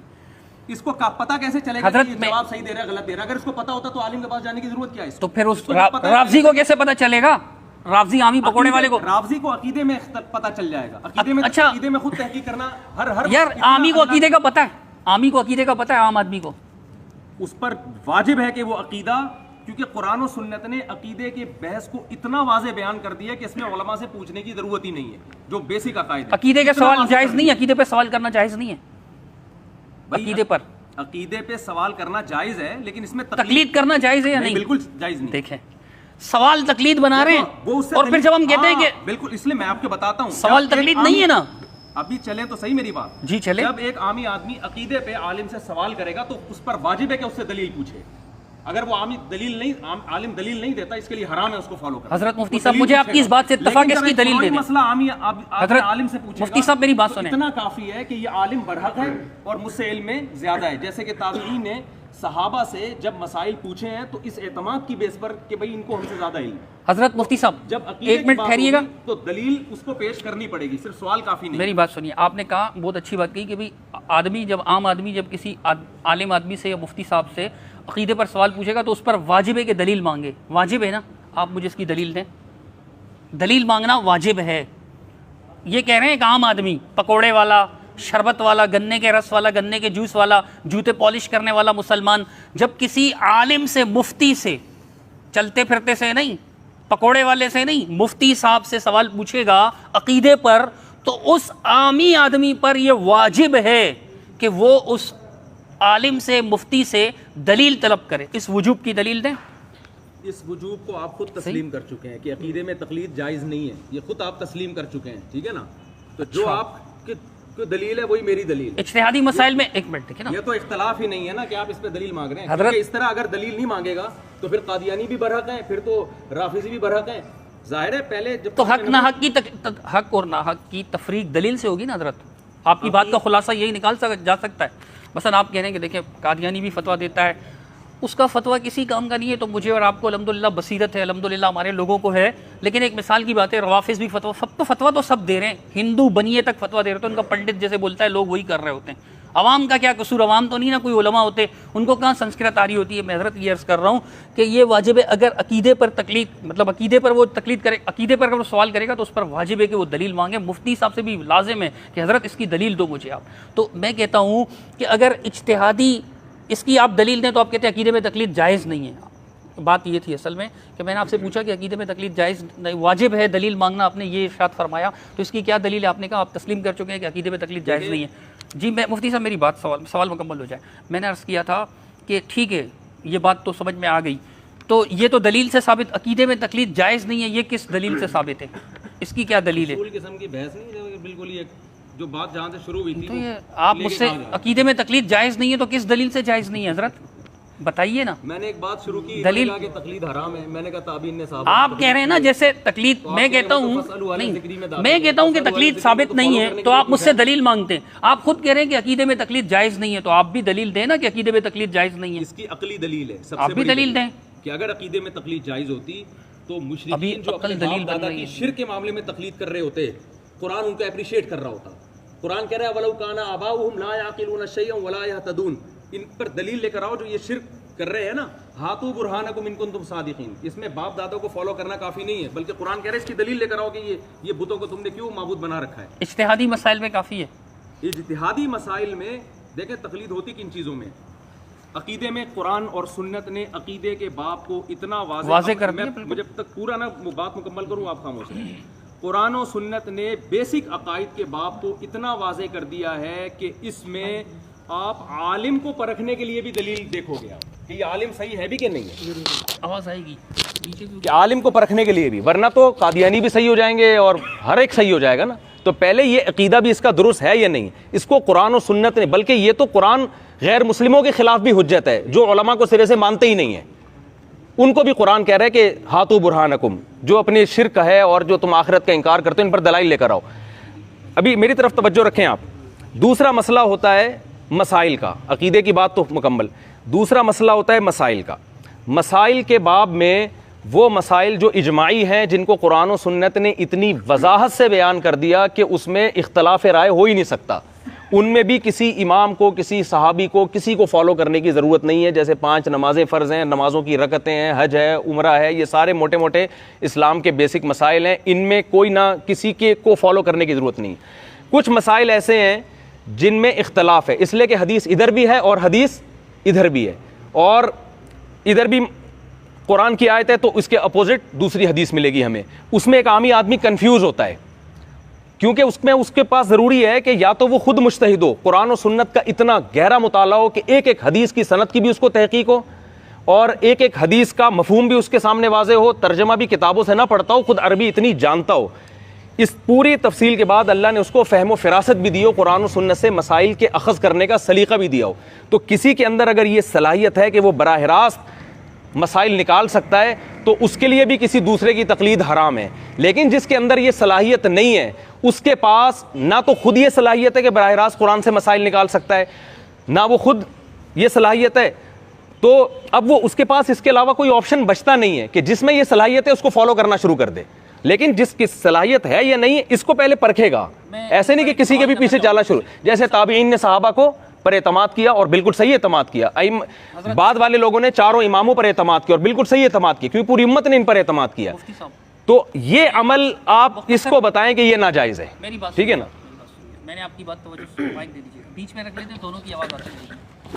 تو دیکھیں میں یہ عرض کر رہا تھا آپ سے کہ یہ جو آپ کہہ رہے ہیں نا کہ عقائد میں تقلید جائز نہیں ہے، عقائد واضح ہے، مجھے اس سے انکار نہیں ہے، لیکن یہ جو آپ فرعی کی مثال دے رہے ہیں کہ فروع میں واجب ہے، مجھے اس کی دلیل دیتے ہیں آپ، فروع میں واجب ہے، عقائد میں جائز نہیں ہے۔ ایک منٹ میری بات تو سن لیں پلیز۔ دیکھیں آپ کہہ رہے ہیں کہ 2 حدیث ہیں، اس کو تحقیق نہیں ہے، مثال کے طور پہ 2 حدیث ہیں، اس کو اتنی تحقیق ہی نہیں ہے، ایک ایک راوی کا پتہ ہونا چاہیے، عقیدہ زیادہ اہم ہے، عقیدہ زیادہ اہم ہے، تو مسائل عقائد میں بھی اختلافی مسائل موجود ہے، حتیٰ کہ ختم نبوت بھی تو عقیدے کا مسئلہ ہے نا، لیکن اسی طرح علم غیب کا مسئلہ ہے، اسی طرح نور و بشر کا اور بہت سارے مسائل ہیں۔ میں یہ عرض کر رہا ہوں کہ ایک مسئلے پہ 2 حدیث ہیں، مثال کے طور پہ 2 حدیث ہیں، 2 حدیث ہیں ایک مسئلے پر۔ عام مثال میں رفع الدین کی نہیں دوں گا، چونکہ آپ نے اپنی وائس میں کہا تھا کہ وہ رفع الدین کی بحث چھیڑ دے گا، میں نہیں چھیڑ رہا، میں یہ کہہ رہا ہوں کہ ایک مسئلے پہ 2 حدیثیں، 2 حدیثیں، اور ایک ضعیف ایک نہیں، مسئلہ اجتہادی نوعیت کا ہے، فرعی نوعیت کا ہے، کفر اسلام کا نہیں ہے۔ یار یہ رفع الدین، فاتحہ خلف الامام، یہ کفر اسلام کے مسائل تو نہیں ہے نا، نہیں ہے نا یہ کفر اسلام کے مسائل، تو اگر اس کو وہ حدیث ملتی ہے وہ اس پر عمل کرتا ہے، اس کے لیے جائز ہے یا نہیں؟ اگر وہ مطلب اگر وہ غلطی بھی کرے گا تو کیا وہ اس غلطی کی وجہ سے اجتہادی مسئلہ ہے، فرعی مسئلہ ہے، لیکن اس نے دیکھا کہ یہ رسول اللہ صلی اللہ علیہ وسلم کی حدیث ہے، چلو میں اس کو فالو کرتا ہوں، حالانکہ وہ ہے حنفی، چلے حنفی کو بھی چھوڑ دے، وہ شافعی ہے، لیکن اس نے دیکھا کہ یہ مسئلہ ایسا ہے میرے مذہب میں، لیکن یہ حدیث ایسے، وہ حدیث پہ اگر عمل کر لیتا ہے تو کیا وہ گناہگار ہوگا؟ ایک عامی آدمی جس کو یہ نہیں پتا کہ یہ حدیث منسوخ ہے یا ناسخ ہے، یہ حدیث صحیح ہے یا ضعیف ہے، کیونکہ اس کا اپنا فیصلہ اس کے بارے میں یہ کہ یہ حدیث ضعیف ہے، یہ فیصلہ اس کا اپنا معتبر نہیں ہے، کیونکہ اس کو یہ اللہ نے علم عطا نہیں فرمایا، یہ صلاحیت عطا نہیں فرمائی ہے، لہذا اس کو ایسے موقع پہ کسی عالم پر اعتماد کرنا پڑے گا، اور وہ حدیث کو صحیح ہے ضعیف کہنے میں بھی تو عالم پر اعتماد کر رہے ہیں نا۔ سے بات کریں، میں آپ کی بات سمجھ، آپ کہہ رہے ہیں کہ اس میں اتنی صلاحیت ہی نہیں ہے کہ اس کو سمجھ سکے کہ یہ صحیح ہے یہ ضعیف ہے، میں یہ تو میں بات مان رہا ہوں، صلاحیت تو اس عقیدے میں بھی نہیں ہے، عقیدے میں آپ کہہ رہے ہیں کہ اس کے لیے تقلید حرام ہے، جائز ہی نہیں ہے، ناجائز ہے، جتنی بھی مذمت کی جائے کم ہے مولانا سرفراز خان صفدر صاحب کے الفاظ میں کہ عقائد کے مسئلے پہ جس کی تقلید کرنا ہے، چلیں وہ سمجھ گیا، ہمیں اب آگے چلیں نا، ٹھیک ہے، مولانا سرفراز خان صفدر صاحب کو لے کے بیٹھ گئے آپ، آگے چلیں۔ ایک منٹ سمجھ کریں، ایک منٹ سمجھ کریں، تو مفتی صاحب ہیں، خیال رکھیں۔ دیکھیں حضرت میں یہ کہہ رہا ہوں کہ عقائد میں تو مطلب عقائد میں اس کے پاس اتنا علم کہاں سے آ گیا؟ عقائد میں بھی تو اختلاف ہے، دلائل کا بھی اختلاف ہے، نصوص کا بھی اختلاف ہے، بات اختلاف سے مجتہدین کا اختلاف مراد ہوتا ہے، یہ نہیں کہ کوئی بھی قادیانی اٹھ کے اختلاف، اس کو ہم اختلافی مسئلہ نہیں کہتے، مجتہدین اور جو صحابہ میں جو اہل علم صحابہ تھے ان کے اختلاف کو ہم اختلافی مسئلہ کہتے ہیں، یہ ذہن میں رکھیں آپ۔ یہ اختلافی مسائل مطلب نہیں، جب ہم کہتے ہیں نا یہ مسئلہ اختلافی ہے تو اس کا مطلب یہ نہیں کہ وہ پکوڑے والے نے اختلاف کیا، تو پکوڑے والے کی بات نہیں کر رہا تھا، اس کا مطلب ہوتا ہے مجتہدین نے اختلاف کیا ہے یا قادیانی نے اختلاف کو ہم نہیں اس کو اختلاف کو اختلاف نہیں کہتے۔ میری بات سنیے گا، دیکھیے یہ جو جیسے عقیدہ علم غیب کا مسئلہ ہے، ٹھیک ہے، ایک خلق کثیر ہے جو کہتی ہے کہ رسول نبی مکرم صلی اللہ علیہ وسلم کو جمیع ما کان و یکون کا علم تھا، تو ہمارے علماء کرام کہتے ہیں کہ نہیں ایسا نہیں تھا، جمیع تو نہیں تھا، ماں کا نام یکون تو ہو سکتا ہے لیکن جمی نہیں تھا. تو اب یہ تو مسئلہ ہے کہ عامی کو کیا پتا کہ جمی ماں کا نام یکون اور جمی کے بغیر ماں کا نام یکون میں کیا مسئلہ ہے. ماں کا نام یکون ہے کیا, ماں کا نام یکون ہے کیا, ایک عامی کو نہیں پتا. ٹھیک ہے, وہ ایک قادری صاحب سے مسئلہ پوچھ لیتا ہے اور وہ اس کو کہتے ہیں کہ بھائی اللہ کے رسول صلی اللہ علیہ وسلم کو جمی ماں کا نام یکون کا علم تھا اور وہ اس میں غلطی میں مبتلا ہو جاتا ہے تو یہ اس کے لیے جائز نہیں ہے, حرام ہے. ٹھیک ہے, وہ گناہ گار ہوگا. لیکن اگر وہ اجتہادی مسئلے میں اگر وہ پوچھ لیتا ہے مفتی صاحب سے اور مفتی صاحب اس کو غلط جواب دے دیتے ہیں تو وہ گناہ گار نہیں ہوگا. اگر اس کو پتہ ہے کہ غلط جواب ہے تو پھر تو گناہ گار ہوگا, لیکن اگر اس کو پتہ نہیں ہے اور عقیدے میں اگر اس کو پتہ نہ ہو تو عقیدے میں تو اس پر تحقیق لازم تھی تو اس کے پاس تو صلاحیت ہی نہیں ہے. پکوڑے والا کیوں نہیں ہے صلاحیت؟ عقیدے میں اللہ نے ہر ایک میں یہ صلاحیت رکھی ہے, توحید کا عقیدہ, رسالت پکوڑے کا والا عقیدہ. کیسے پتہ چلائے گا؟ بالکل پتہ چلے گا, ورنہ تبھی تو اللہ اس کو جہنم میں ڈالے گا. میری بات تو کہ سنیے, تم نے جو ہے نا پکوڑے والے کو پتہ ہے تبھی نص پتہ قطعی چلے گا کیا کہ ہے. اللہ ایک ہوتا ہے. یہ دلائل تو 2 اور 2 4 کی طرح واضح ہیں. حضرت آپ جذباتی ہو. پکوڑے والے کو پتہ ہے کہ نص قطعی کیا ہے اور محتمل کیا ہے, اس کو پتہ ہے. اس کو پتہ ہے کہ اللہ ایک ہے, ٹھیک ہے نا, اللہ تو ایک یہ ہے, عقلی دلیل ہے. یہ علم غیب عقیدے کا اس مسئلہ کو نہیں پتہ ہے ہے آپ کہ کے یہ نزدیک. پوری امت کا اجماع ہے کہ نبی آخری نبی ہیں. مفتی صاحب, ٹھیک ہے نا, مفتی صاحب, علم غیب عقیدے کا مسئلہ ہے یا نہیں؟ بالکل عقیدے کا مسئلہ ہے. ہاں, تو ایک پکوڑے والے کو کیا پتا کہ جمی ماں کے ملکن کی جو روایت پیش کی جا رئی ہے وہ ضعیف ہے. پکوڑے والے کو جمی و ما کانا و ما یکونو کی اصطلاح معلوم نہیں, لیکن وہ اگر وہ کہتا ہے کہ نبی کو ماضی کا بھی علم, مستقبل کا بھی علم, حال کا بھی, ہر چیز کا علم ہے, تو وہ اس یہ کے سامنے آیات رکھی جاتی ہیں, علماء ان کی آیات اس پر لازم ہے کہ وہ اس کی تحقیق کرے کہ دوسری طرف کی آیتیں کون سی ہیں, کیونکہ یہ عقیدہ تو قرآن نے اتنی واضح بیان کیا ہے کہ ایک آیت اس کے سامنے آ جائے گی. اجتہادی مسائل میں اگر وہ تحقیق کر لے تو کیا یہ ناجائز ہو جائے گا اس کے لیے؟ اجتہادی مسائل میں وہ تحقیق کرنا اس کے لیے ناجائز نہیں ہے, لیکن میں جائز کہتا ہے ہوں, ارے بات تو سنیں نا, پوری کمپلیٹ ہو. جب مجتہدین کا کسی مسئلے میں اختلاف ہوا ہے نا, یہ اختلاف اس کی علامت ہے کہ اس میں دلائل اتنے آسان نہیں ہیں. اتنے آسان ہوتے تو اتنے بڑے بڑے مجتہدین کا اس مسئلے میں اختلاف نہ ہوتا. تو مجتہدین کا اس اختلاف ہونا اس کی علامت ہے کہ یہ اتنا ہلکا مسئلہ نہیں ہے جتنا آپ سمجھ رہے ہیں کہ پکوڑے والا بھی اس کو حل کر لے گا بیٹھ کے. یہ ہے اصل بات. جبکہ عقیدے کا مسئلہ واضح ہے, تو مجتہدین کا اختلاف ہونا, کیونکہ آپ دیکھ رہے ہیں کہ ایک حدیث صحیح ایک ضعیف ہے, بالکل ٹھیک ہے, ایسے ہی ہے, ایسے موقع پہ صحیح حدیث کو لیا جائے گا, لیکن 2 صحیح حدیثیں ٹکرا رہی ہیں. ایک مجتہد ایک حدیث کا ایک مفہوم لے رہا ہے, دوسرا مجتہد اس حدیث کا دوسرا مفہوم لے رہا ہے. اس میں عامی آدمی کے پاس اسلم راستہ یہ ہے کہ وہ ایک کو فالو کرے اور دوسرے پر تان و تشریح نہ کرے. میں اس کی ایک مثال دیتا ہوں.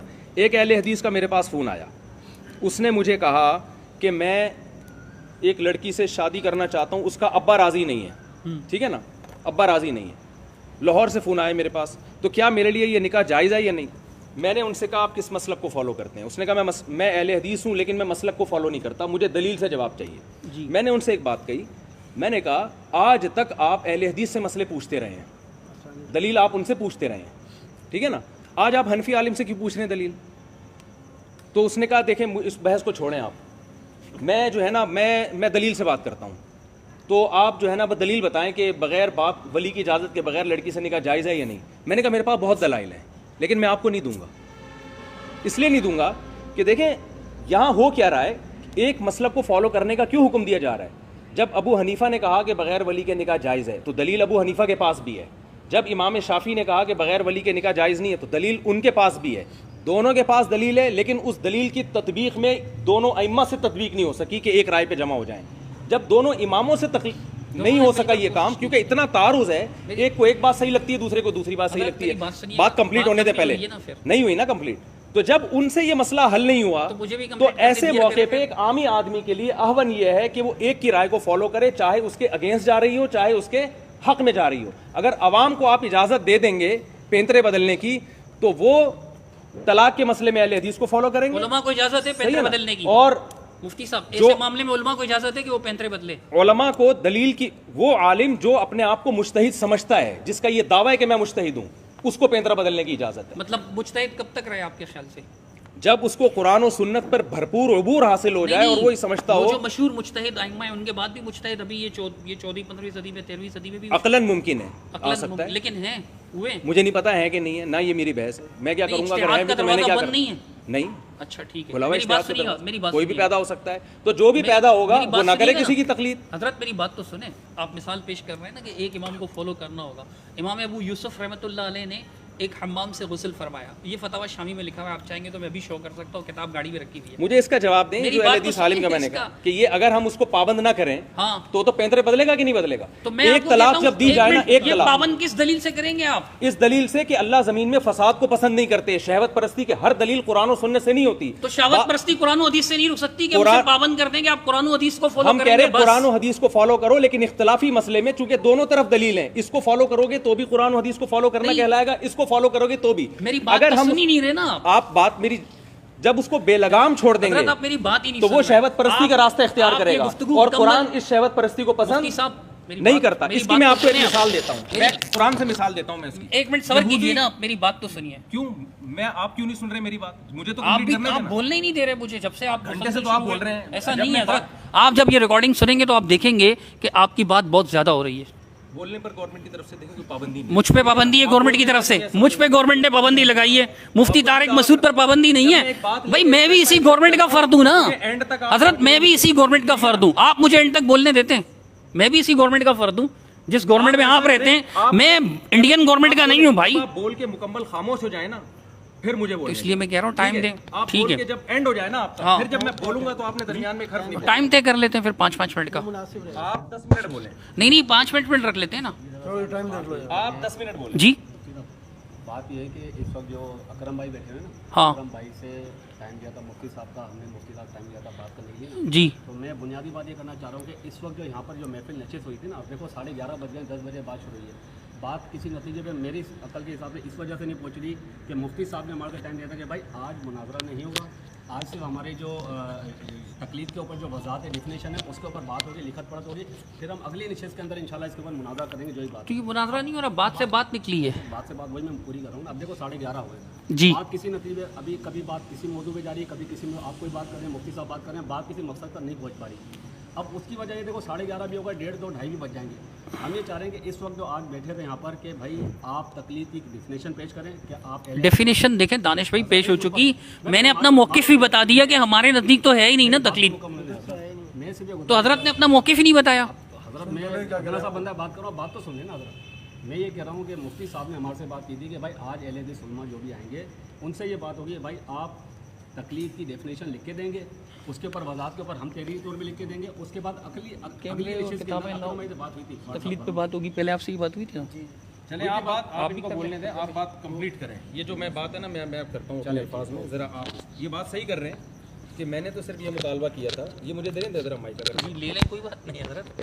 میں نے صرف یہ مطالبہ کیا تھا, آج کوئی بحث نہیں ہوگی. آج میں سمجھوں گا کہ آپ کا دعویٰ تقلید کے بارے میں ہے کیا. یہ ہمارا پہلے سے بات طے ہوئی تھی کہ آج میں سمجھوں گا کہ ہمارے جو اہل حدیث علماء ہیں جو انتہائی قابل احترام ہے, اور صدیق رضا صاحب بھی ہمارے لیے بہت قابل احترام ہے, کہ یہ تقلید کے بارے میں ان کا موقف ہے کیا. اور میری آواز اگر تیز ہوئی تو میں بہت معذرت چاہتا ہوں آپ سے, ٹھیک ہے نا.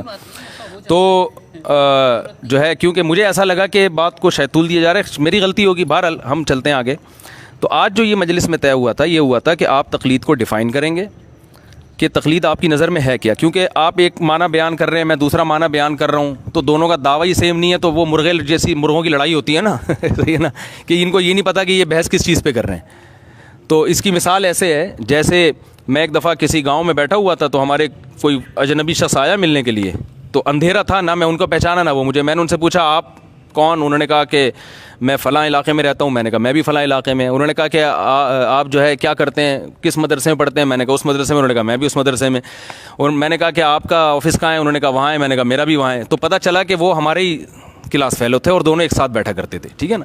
تو تقلید کا کوئی ایسا مفہوم اگر آپ پیش کر رہے ہیں کہ جس میں میرا آپ سے اختلاف ہی نہیں ہے, صرف لفظی اختلاف چل رہا ہے نا, کہ آپ اس کو اتباع کا نام دے رہے ہیں, میں اس کو تقلید کا نام دے رہا ہوں, تو گھوم پھر کے رزلٹ وہی نکل رہا ہے, تو پھر ہماری بحث ہی نہیں ہے, ٹھیک ہے نا. کہ آپ اس کو ہاں کہ جو یہ اختلافی لفظی ہے, تو پھر اس پہ بحث کس بات کی. سنیں میری بات نا, تو اب کمپلیٹ کرنے دیں. تو میں نے تو یہ نشست آج آپ کو اجازت دی تھی کہ آپ آنا چاہتے تھے, میں نے کہا آئیں آپ, ہم بیٹھ کے یہ طے کریں گے کہ اختلاف ہے کیا. تو دیکھیں اسٹیپ بائی اسٹیپ اختلاف چلتا ہے. تو پہلے میں نے پوچھا کہ تقلید کی ڈیفینیشن کیا. آپ نے کہا بغیر دلیل کسی بات کو ماننا. تو میں نے کہا یہ اگر آپ کا دعویٰ ہے کہ یہ حرام ہے, تو بہت سے تابعین نے صحابہ کی بات کو بغیر دلیل کے فالو کیا ہے, تو اس کا مجھے ایسا لگتا ہے کہ جواب نہیں ملا ابھی تک, ٹھیک ہے نا. آپ کہہ رہے ہیں کہ یہ فَاسْأَلُوا أَهْلَ الذِّكْرِ إِن كُنتُمْ لَا تَعْلَمُونَ میں داخل ہے. تو صحابہ کو تابعین کو قرآن نے عوام کو حکم دیا کہ تمہیں اگر علم نہیں ہے تو اہل علم سے پوچھو. تو میں نے کہا تابعی کو علم نہیں تھا, انہوں نے اہل علم سے پوچھا اور دلیل نہیں مانگی, تو بغیر دلیل کے انہوں نے پوچھا, اور ظاہر ہے پوچھا فالو کرنے کے لیے نا, تو اس کو فالو بھی کیا, تو وہ بغیر دلیل کے فالو تو ہو گیا نا. جب بغیر دلیل کو فالو ہو گیا ہے تو آپ کہہ رہے ہیں کہ یہ عمل بھی جائز نہیں ہے, تقلید ہے یہ, تو آپ کہیں کہ یہ وہ والی تقلید نہیں ہے جس کو ناجائز کہتے ہیں, یہ جائز والی تقلید ہے, یا تو آپ یوں کہیں, ٹھیک ہے نا. تو ہم کہیں گے ہم بھی یہ والی کو جائز کہتے ہیں, ہم بھی یہ والی کو جائز کہتے ہیں, وہ والی کو ہم بھی ناجائز کہتے ہیں کہ جو قرآن و سنت کے اگینسٹ آپ کسی کو فالو کر رہے ہیں. تو بات پھر میں بتا دوں کہ تقلید ان مسائل میں ہوتی ہے, یعنی بغیر دلیل کے, اور پہلی بات یہ کہ تقلید عامی کی نہیں ہوتی, اس مجتہد کی ہوتی ہے جس کو آپ بھی مانتے ہیں, میں بھی مانتا ہوں, جس کو پوری امت مانتی ہے کہ بھائی یہ قرآن و سنت کا علم ہم سے زیادہ رکھتے تھے اور ان کے دل میں اللہ کا خوف بھی تھا, اور اس ان کے مجتہد ہونے کی دلیل کیا ہے؟ امت کی گواہی, کیونکہ اجماع امت ہے نا, جیسے اس قرآن کے قرآن ہونے کی دلیل کیا؟ امت گواہی دیتی ہے کہ وہی قرآن ہے. اجماع امت ایک خود دلیل ہے. تو ایسے مجتہد کی جس کو پوری امت مانتی ہو, اس کی بھی ہر مسئلے میں نہیں, ان مسائل میں جن میں دلائل دونوں طرف ہوں, صحیح حدیثیں دونوں طرف صحیح حدیثیں, ایک مجتہد ایک مطلب لیتا ہے, دوسرا مجتہد دوسرا مطلب لیتا ہے, یا حدیث تو نہیں ہے لیکن اگینسٹ میں ایک قرآن کی آیت ہے, حدیث اس کے اگینسٹ جا رہی ہے, ایک مجتہد قرآن کو فالو کر رہا ہے, دوسرا مجتہد حدیث کو فالو کر رہا ہے, یا ایک مجتہد حدیث کو چھوڑ رہا ہے لیکن لگ رہا ہے کہ چھوڑ نہیں رہا, بلکہ وہ حدیث کا ایسا مفہوم بیان کر رہا ہے جو آپ کا نہیں ہے. جیسے حج تمتع کے بارے میں عبداللہ بن عمر نے یہ کہا تھا کہ میں اپنے باپ کی مانوں یا نبی کی مانوں, میں نبی نے حج تمتع کیا تو میں بھی کروں گا. تو لیکن ہم کہتے ہیں کہ ابو بکر, عمر اور عثمان نے حدیث نہیں چھوڑی, بلکہ انہوں نے حج تمتع والی حدیث کا وہ مفہوم بیان کیا کہ اس سے اب حدیث کی مخالفت نہیں ہو رہی. تو بعض یہ ہم بھی کہتے ہیں, تو مفہوم وہ بیان کیا انہوں نے. عبداللہ بن عمر نے حدیث کے ظاہر کو لیا, انہوں نے حدیث کے ظاہر کو نہیں لیا, انہوں نے کہا اس کا دوسرا مفہوم ہے. تو آپ ایک عامی آدمی کو ہم یہ کہتے ہیں کہ جب دلائل دونوں طرف ہیں, یا تو آپ اتنے بڑے مجتہد بنیں کہ آپ میں خود یہ صلاحیت ہو کہ ان فروعی مسائل میں آپ اپنی رائے قائم کر سکیں. اگر آپ میں یہ صلاحیت نہیں ہے تو اب عامی کو یا تو یہ اختیار دیا جائے کہ وہ جب چاہے جس عالم کی بات کو فالو کرے. اس میں جو فساد ہے میں نے آپ کو بتا دیا. لوگ ایک طلاق بائن کے مسئلے میں امام شافعی کی رائے کو فالو کریں گے, ان کے یہاں بائن نہیں ہوتی, رجی ہوتی ہے, اور جب عورت چاہے گی کہ میری شوہر سے جان چھوٹ جائے تو وہ ابو حنیفہ کی رائے کو فالو کرے گی. دلائل حالانکہ دونوں طرف ہیں. تو ایسے موقع پہ ہم یہ کہتے ہیں کہ عوام کو خواہشات سے بچانے کے لیے اسلم راستہ یہ ہے کہ اس کو کہا جائے کہ ایک فقہ کو فالو کیا جائے, چاہے وہ آپ کی رائے کے خلاف ہو یا آپ کی رائے کے اگینسٹ ہو. کن مسائل میں؟ ان مسائل میں جن میں دلائل دونوں طرف ہیں اور مجتہدین میں دونوں طرف کے دلائل کی وجہ سے اختلاف پیدا ہوا ہے, کیونکہ اس میں یہ صلاحیت نہیں ہے. اگر صلاحیت ہو تو پھر تو گلی ختم ہو گئی نا. تو جس میں صلاحیت ہے وہ نہ کرے, ہم اس کو کب کہہ رہے ہیں؟ اگر کوئی یہ سمجھتا ہے کہ مجھ میں یہ صلاحیت ہے کہ میں قرآن و سنت کا اتنا بڑا عالم بن گیا ہوں کہ جن مسائل میں مجتہدین فیصلہ نہیں کر سکے, مجتہدین کی ایک رائے نہیں ہو سکی, میں اس میں اپنی رائے دے سکتا ہوں. اگر کوئی اپنے آپ کو اتنا بڑا سمجھتا ہے تو وہ نہ کرے. لیکن ایک عامی آدمی جو یہ اپنے آپ کو یہ نہیں سمجھتا, وہ اعتراف کرتا ہے بھائی میرے پاس علم نہیں ہے, تو اس کو کیا بے لگام چھوڑ دیا جائے کہ جس مسلک کی جب چاہے وہ کرے؟ تو اس کا تو خواہشات کا دروازہ کھلے گا نا. تو بہتر نہیں ہے کہ اس کو فالو کیا جائے. اور یہ بات صحابہ سے بھی ثابت ہے. اس کی مثال ایسے ہے جیسے مصحف عثمانی سے پہلے بہت سارے مصحف تھے, لیکن اس میں خطرہ اس بات کا, حالانکہ وہ نبی کے دور کے مصحف تھے, لیکن اس میں خطرہ یہ تھا کہ امت اختلاف و انتشار کا شکار ہوگی. تو اس لیے حضرت عثمان نے کیا ان چاروں کو ختم کر کے, اس سارے جو درجنوں مصاحف تھے ان کو ختم کر کے ایک مصحف پہ جمع کیا. یہ ایک انتظامی چیز تھی امت کو فتنے سے بچانے کے لیے. تو ہم بھی یہ کہتے ہیں کہ ہر آدمی کو اگر آپ بے لگام چھوڑ دیں گے نا, جب چاہے جو چاہے حدیث اٹھا کے, تو غامدی بھی حدیث کی باتیں کر رہا ہے, انجینئر صاحب بھی حدیث کی باتیں کر رہے ہیں, فرقواریت اس سے پھیلے گی.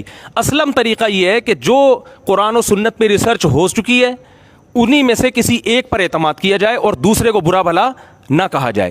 تو میری رائے یہ ہے کہ امت کو ٹوٹنے سے, اختلاف و انتشار سے اور خواہشات سے بچانے کے لیے میرے پاس یہ پیکج ہے اور اس سے بہتر پیکج نہیں ہے. اگر آپ کے پاس کوئی دوسرا پیکج ہے, جو آپ کا پیکج کیا ہے, آپ کا پیکج یہ ہے کہ نہیں, ہمارا پیکج بھی آپ تسلی سے سنیں گے نا. تو آپ کا پیکج یہ ہے کہ نہیں بھائی لوگ خود فیصلہ کریں کون سی حدیث صحیح ہے کون سی حدیث ضعیف ہے، جو حدیث ان کو صحیح لگتی ہے اس پر چلیں، اس میں ان کو مجتہدین کی رائے کو فالو کرنے کی ضرورت نہیں ہے، کیونکہ آپ کا خیال یہ ہے کہ ان میں یہ صلاحیت ہے، میرا خیال یہ کہ ان میں صلاحیت نہیں ہے۔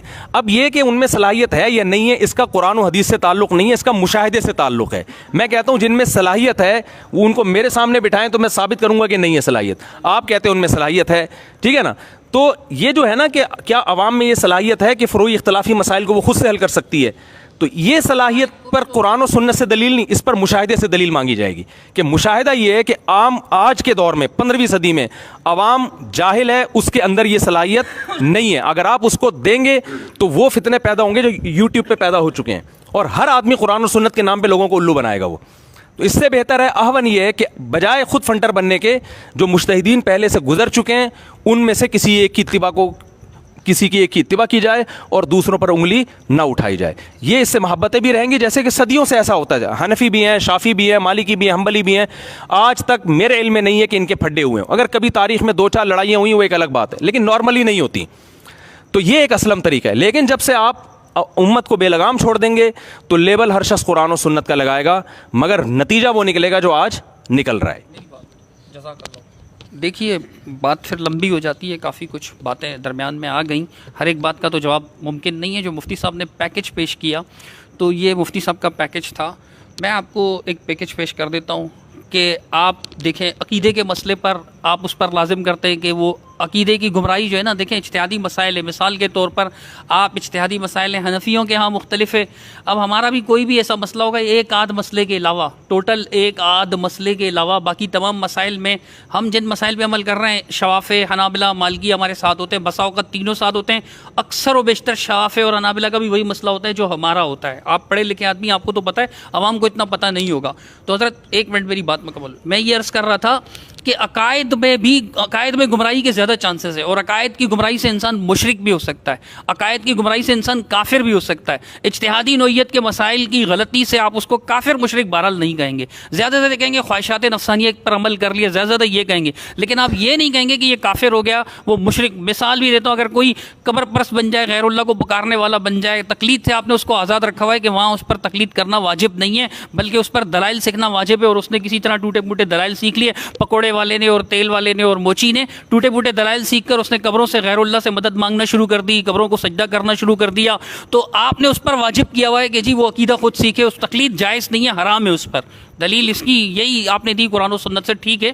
تو فروع میں وہ جو ہے نا اگر کرے گا تو یہ جو ہے وہ گمراہ ہو جائے گا، فنٹر بنے گا۔ تو یہ ہم کہتے ہیں فنٹر بننے کی ضرورت نہیں ہے، قرآن و حدیث کو، اللہ کے رسول صلی اللہ علیہ وسلم کی حدیث ہے کہ یا ایھا الناس انی ترکت فیکم امرین ما ان اعتصمتم به فلن تضلوا ابدا، اے لوگوں میں تمہارے درمیان دو چیزیں چھوڑ جا رہا ہوں، اگر تو ان دو چیزوں کو مضبوطی سے تھام لوگے تو کبھی گمراہ نہیں ہوگے، کتاب اللہ و سنتی، اللہ کی کتاب، رسول اللہ صلی اللہ علیہ وسلم کی سنت، یہ دونوں گمراہی سے بچنے کے لیے کافی ہیں۔ المستدرک للحاکم کی یہ حدیث ہے، امام حاکم و امام ذہبی نے اس کی سند کو صحیح قرار دیا ہے۔ تو یہ جو حدیث ہے رسول اللہ صلی اللہ علیہ وسلم کی، یہ ہے معاملہ۔ اب دیکھیں جہاں تک امام ابو حنیفہ رحمۃ اللہ علیہ کا معاملہ ہے، اللہ کی قسم ہم امام حنیفہ رحمۃ اللہ علیہ کا احترام کرتے ہیں جس طرح کہ ہم دیگر مجتہدین کا احترام کرتے ہیں۔ ہم ہمارے علماء کرام اس کی سختی سے مذمت کرتے ہیں کہ کسی بھی امام کے شان میں کوئی بکواس کی جائے یا ایسی بات کی جائے، لیکن ہم کہتے ہیں کہ ان کی تقلید واجب نہیں ہے۔ جب عقائد میں آپ ہمارے ساتھ متفق ہیں کہ ہاں تقلید واجب نہیں ہے، حلال و حرام کے مسائل میں متفق ہیں، اجتہادی نوعیت کے مسائل میں حضرت نہ آپ ہمیں کافر کہتے ہیں نہ ہم آپ کو، اور ہمارے درمیان الحمدللہ کفر و ایمان والے مسائل میں اختلاف ہے، خاص طور پر مفتی طارق مسعود صاحب کو جہاں تک میں نے سنا ہے عقائد کے معاملات میں بھی، کئی معاملات میں بھی اس طرح کی باتیں کرتے ہیں جو عام علماء کے موقع سے، مثلا استواء علی العرش کا مسئلہ لے لیجئے، اور بھی میں نے سنا ہے، آپ کو کافی تمیز سے سنا ہے، بغض سے نہیں سنا، اور میں بغض سے سنتا بھی نہیں ہوں۔ ہماری محفل بہت اچھی ہوئی الحمدللہ، آوازیں بعض اوقات بلند ہوئی ہیں، میری بھی مفتی صاحب کی بھی، اور ایسی مجلسوں میں ایسا ہو جاتا ہے، کوئی بات نہیں، کوئی نامناسب بات نہ ان کے منہ سے میرے لیے نکلی نہ میرے منہ سے ان کے لیے نکلی انشاءاللہ، اور آئندہ بھی نہیں نکلے گی۔ جیسے انہوں نے کہا کہ میں احترام کرتا ہوں، میرے لیے بھی قابل احترام ہے، میرے بھائی ہیں، دینی بھائی ہیں، فہم کا اختلاف ہوتا ہے بے شک۔ ایک حدیث ہم یہ نہیں کہتے کہ امام حنیفہ رحمۃ اللہ علیہ نے اگر کسی حدیث کا مفہوم غلط لیا، اگر ان کی سمجھ میں نہیں آیا انہوں نے ایک مفہوم لیا، غلط نہیں، انہوں نے اگر ایک مفہوم لیا تو وہ مفہوم انہوں نے جان بوجھ کر غلط لیا، استغفر اللہ، یہ تو دل پر حملہ کرنے والی بات ہے، ایسا نہیں ہے۔ لیکن خطا کا امکان آپ بھی مانتے ہیں نا، ہم کہتے ہیں یار ہمارے سمجھ میں یہ واضح حدیث آ رہی ہے، ہم اس کو لے رہے ہیں، امام حنیفہ رحمۃ اللہ علیہ بہت اعلیٰ مقام ہے ان کا، لیکن یہ مسئلہ حدیث سے ایسے واضح، چونکہ اگر میں حدیث کو چھوڑوں گا تو میں گمراہ ہو جاؤں گا. صحیح حدیث میرے سامنے آ گئی، علماء کہہ رہے ہیں، میں نہیں کہہ رہا ہوں، میں نے علماء سے سیکھا. ایک عام آدمی بھی علماء سے سیکھتا ہے، جیسے عقیدہ سیکھتا ہے جو واجب ہے، لازم ہے، فرض ہے، وہ سیکھتا ہے. تو جس طرح حلال و حرام سیکھتا ہے، ایسے یہ مسئلہ ہے. حلال و حرام کے مسائل میں اختلافات موجود ہیں، صرف طلاق کا مسئلہ نہیں ہے. سود کتنا گمبھیر مسئلہ ہے. مفتی تقی عثمانی صاحب، شیخ الاسلام مفتی تقی عثمانی صاحب، اور بینکنگ کی تعلیم بھی دے رہے ہیں جائز قرار. میں اس بحث میں نہیں جاؤں گا، صرف مثال دے رہا ہوں. مثال تو دے سکتے ہیں نا، لیکن میرے خیال سے جامعۃ الرشید میں حضرت جو ہوتے ہیں ان کا بھی موقف مفتی تقی عثمانی صاحب کے قریب ہے. کیا ایسے ہی ہے؟ ہاں. تو لیکن ہمارے نیو ٹاؤن والے علماء دیوبند ہیں، وہ بینات نامی مخصوص ایک خاص شمارہ شائع کر چکے، اتنا موٹا رسالہ ہے جس میں انہوں نے اس کو حرام قرار دیا. اب مسئلہ حلال و حرام کا ہے. نہ تو ہم شیخ تقی عثمانی صاحب کے بارے میں کہتے ہیں کہ وہ بدنیت ہیں، جان بوجھ کر انہوں نے لوگوں کو سود میں ڈالا ہوا ہے، اور نہ ہم ان کو کہتے ہیں کہ یار یہ بدنیتیں ایک حلال کو بلا وجہ حرام کر کے بیٹھے ہوئے سارے مل کے نیو ٹاؤن والے، اور اس کو اجماعی موقف قرار دے رہے ہیں علماء کا. یہ مسئلہ نہیں. حلال و حرام کا اختلاف تو پھر بھی رہتا ہے. اسلم طریقہ جو اللہ اور اس کے رسول نے بتایا وہی ایک گمراہی سے بچنے کا، کہ لوگوں میرے بات کبھی بھی گمراہ نہیں ہوگے اگر تم قرآن و حدیث کی پیروی کرو گے. اجتہادی مسائل میں اگر اس سے غلطی ہو بھی گئی تو وہ زیادہ سے زیادہ آپ اس کو یہ کہیں گے کہ یہ غلط ہے اس مسئلے پر. نہ آپ اسے گمراہ کہیں گے، نہ آپ اسے کافر کہیں گے، نہ آپ اسے مشرک کہیں گے. اور فام کے اختلاف پر تو جھگڑا ہے ہی نہیں ہمارا اور آپ کا. تو بات تو پھر سمیٹ ہی لیتے ہیں کیونکہ ہم اور یہ کافی قریب ہے.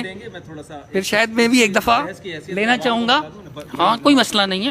میں یہ عرض کرنا چاہوں گا کہ جو لوگ ہمارا اختلاف ان کے ساتھ ہوتا ہے جو کہتے ہیں کہ نہیں بھائی ہر صورت میں آپ کو ایک امام کی پیروی کرنی پڑے گی. تو میں کہتا ہوں دیکھیں حضرت ایسی کئی مثالیں میں دے سکتا ہوں. آپ کہتے ہیں نا خواہشات میں ایک مثال دے رہا تھا ریوی کی، امام ابو یوسف رحمۃ اللہ علیہ نے ایک حمام سے غسل فرمایا، اس کے بعد انہوں نے جا کے صلاۃ الجمعہ ادا کی، جمعہ کی نماز ادا کی. جمعہ کے بعد جب وہ تشریف لائے تو کسی نے ان کو بتایا کہ جس حمام سے آپ نے غسل فرمایا تھا اس میں چوہا مر گیا تھا.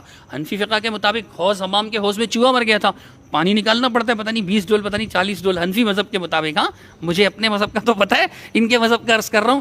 تو جب ان کو بتایا گیا کہ اس میں تو فارا میتا تھی، جو چوہا مردار چوہا تھا اس میں، تو وہ امام صاحب کہنے لگے کوئی بات نہیں، آج ہم اپنے مالکی بھائیوں کے مسئلے پر عمل کر لیتے ہیں کہ ان کے ہاں جب تک رنگ بو ذائقہ چینج نہ ہو تب تک پانی پاک رہتا ہے. یا قلتین والا مسئلہ کہ جب تک قلتین ہو تو قلتین میں جو ہے نا وہ حمل یعنی کہ وہ قابل برداشت ہے.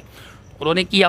اب دیکھیں حضرت امام ابو حنیفہ رحمۃ اللہ علیہ نے یہ فرمایا ہے کہ اگر کسی عورت کا شوہر کھو جائے تو وہ اتنا انتظار کرے کہ اس کے شوہر کی عمر 110 سال یا 100 سال ہو جائے.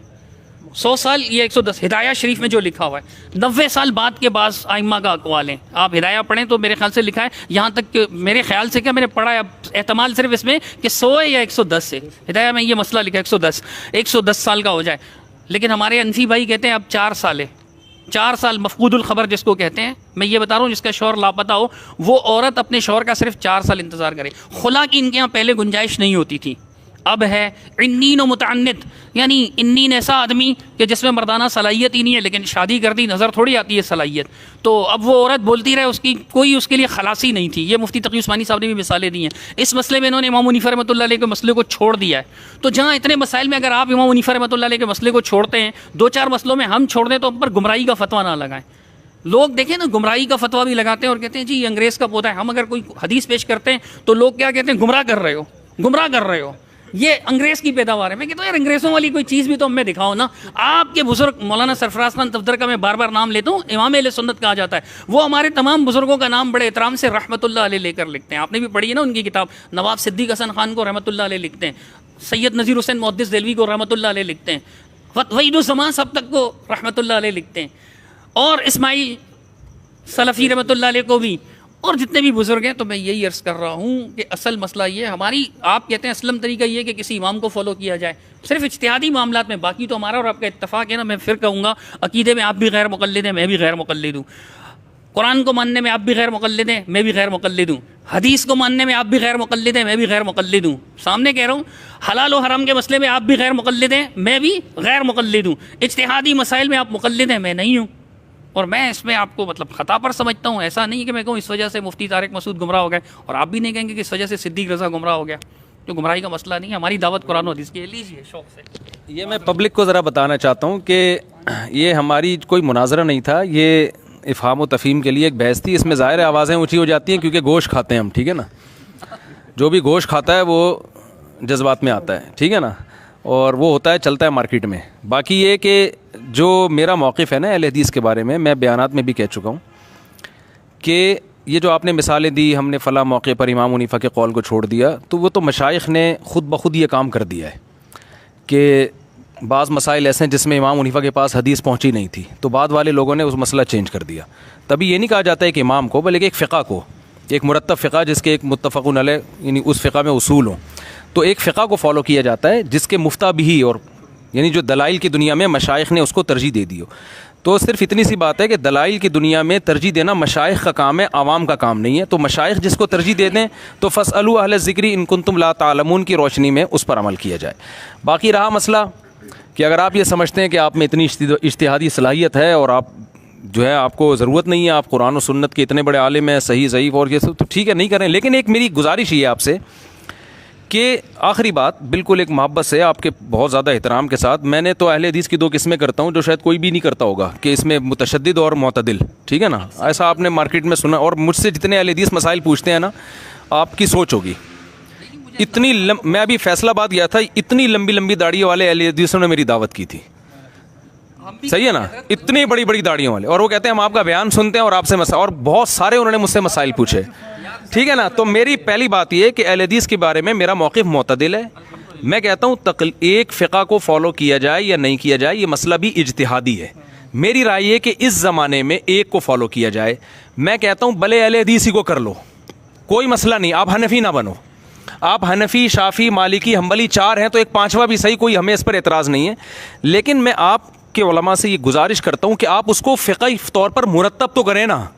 ہم نے جہاں 4 مانے ہیں, ہم ایک اور کو مان لیں گے, اس میں کیا جا رہا ہے یار, ٹھیک ہے نا. آپ کمپلیٹ ہونے نہیں, مرتب نہیں ہے, نہ کتاب الوضو سے لے کر حدود تک, اور یہ جیسے حنفی میں فقہ کی کتابیں آپ کو ملیں گی, مسائل, پھر جزیات اور اس پہ حواشی سب ملیں گے. سنیے میری بات, شوافے میں آپ کو پورا آپ کو ایک لا کی شکل میں نظر آئے گا.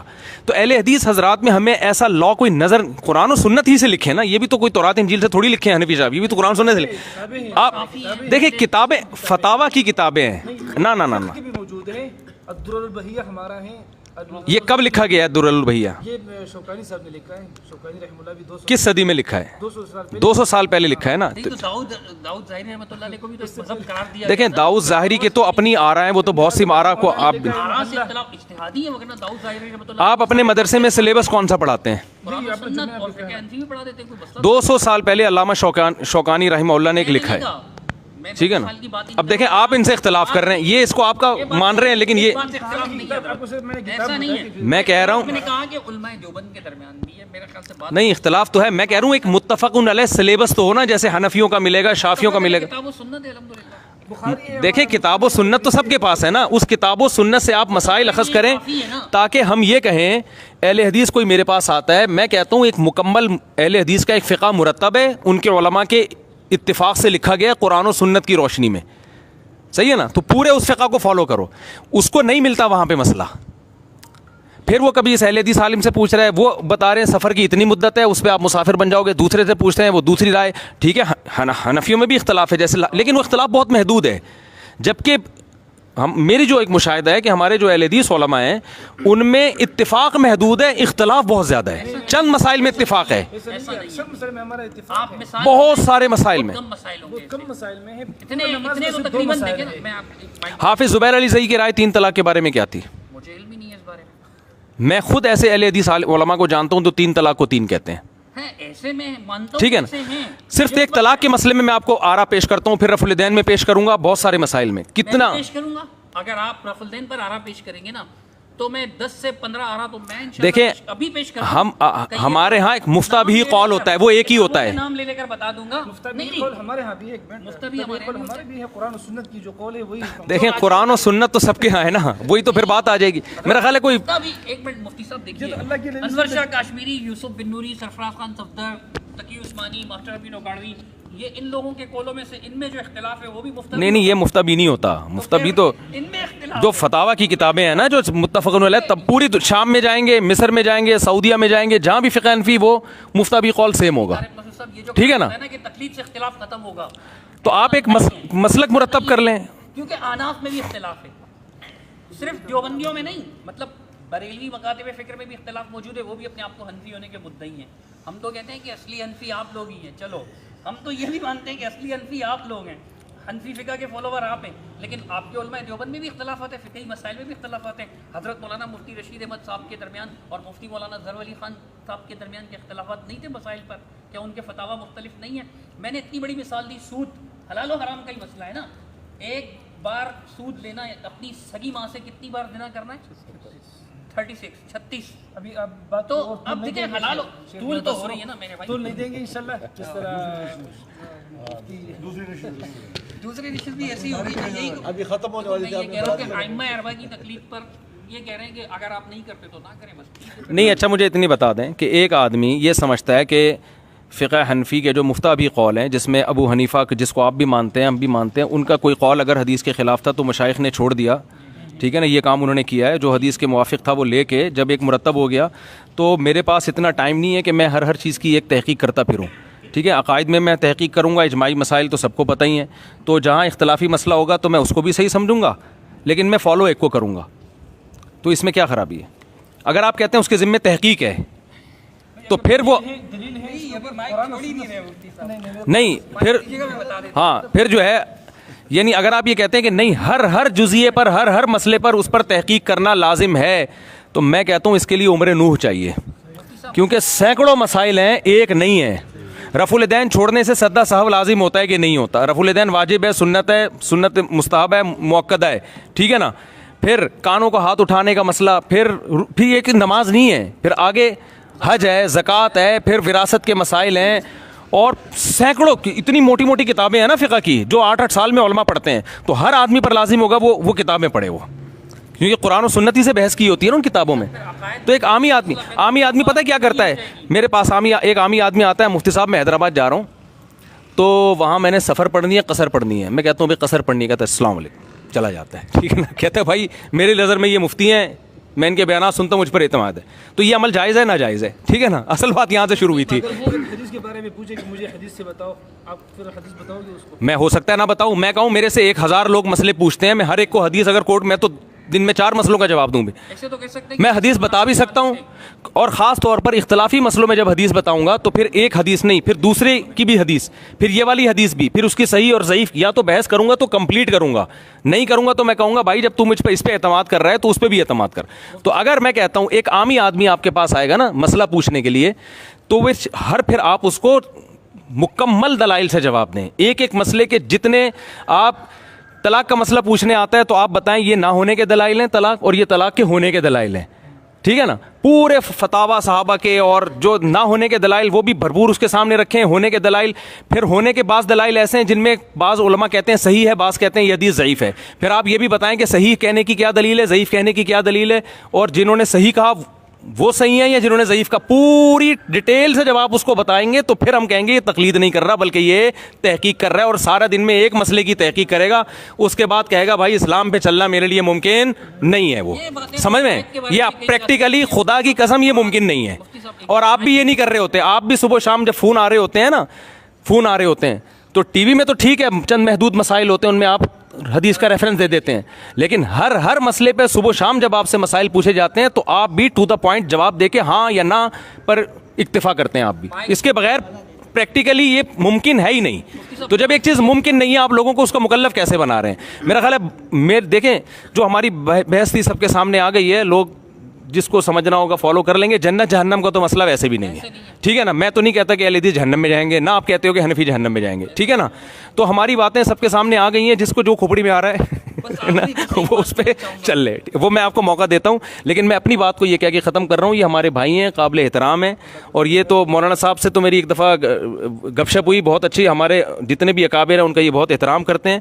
تو اگر ایسا احترام سے معاملہ چلتا رہے, آپ اپنی رائے پیش کر دیں تو وہ خود ہی, لیکن جو پریکٹیکلی ہوگا وہ جو بھی ہوگا دیکھا جائے گا. ٹھیک ہے نا, تو اس میں میری بھی اہل حدیث علماء سے گزارش ہے کہ جن دیوبندی علماء نے کہا کہ وہ فلانے نواب صدیق حسن گمراہ تھے، فلانے تھے، تو میں ان کو قطعاً صحیح نہیں کہتا، ٹھیک ہے نا. میں نے تو کسی اہل حدیث عالم کو نہیں کہا کہ وہ گمراہ آدمی تھا، وہ یوں تھا. میں نے اپنے شیخ سے جب بھی نواب صدیق حسن صاحب کا نام سنا ہے، رحمہ اللہ تعالیٰ سنا ہے، ٹھیک ہے نا. تو ٹھیک ہے بھائی، وہ ان کو رحمہ اللہ تعالیٰ کہتے تھے، لیکن اختلاف کرتے تھے کہ ان کی رائے تھی. علامہ شوکانی رحمۃ اللہ علیہ وہ غیر مقلد تھے، ٹھیک ہے نا. ساری دنیا کو پتہ ہے وہ کسی ایک فقہ کو فالو نہیں کرتے تھے. تو ابن حزم ظاہری، ٹھیک ہے نا.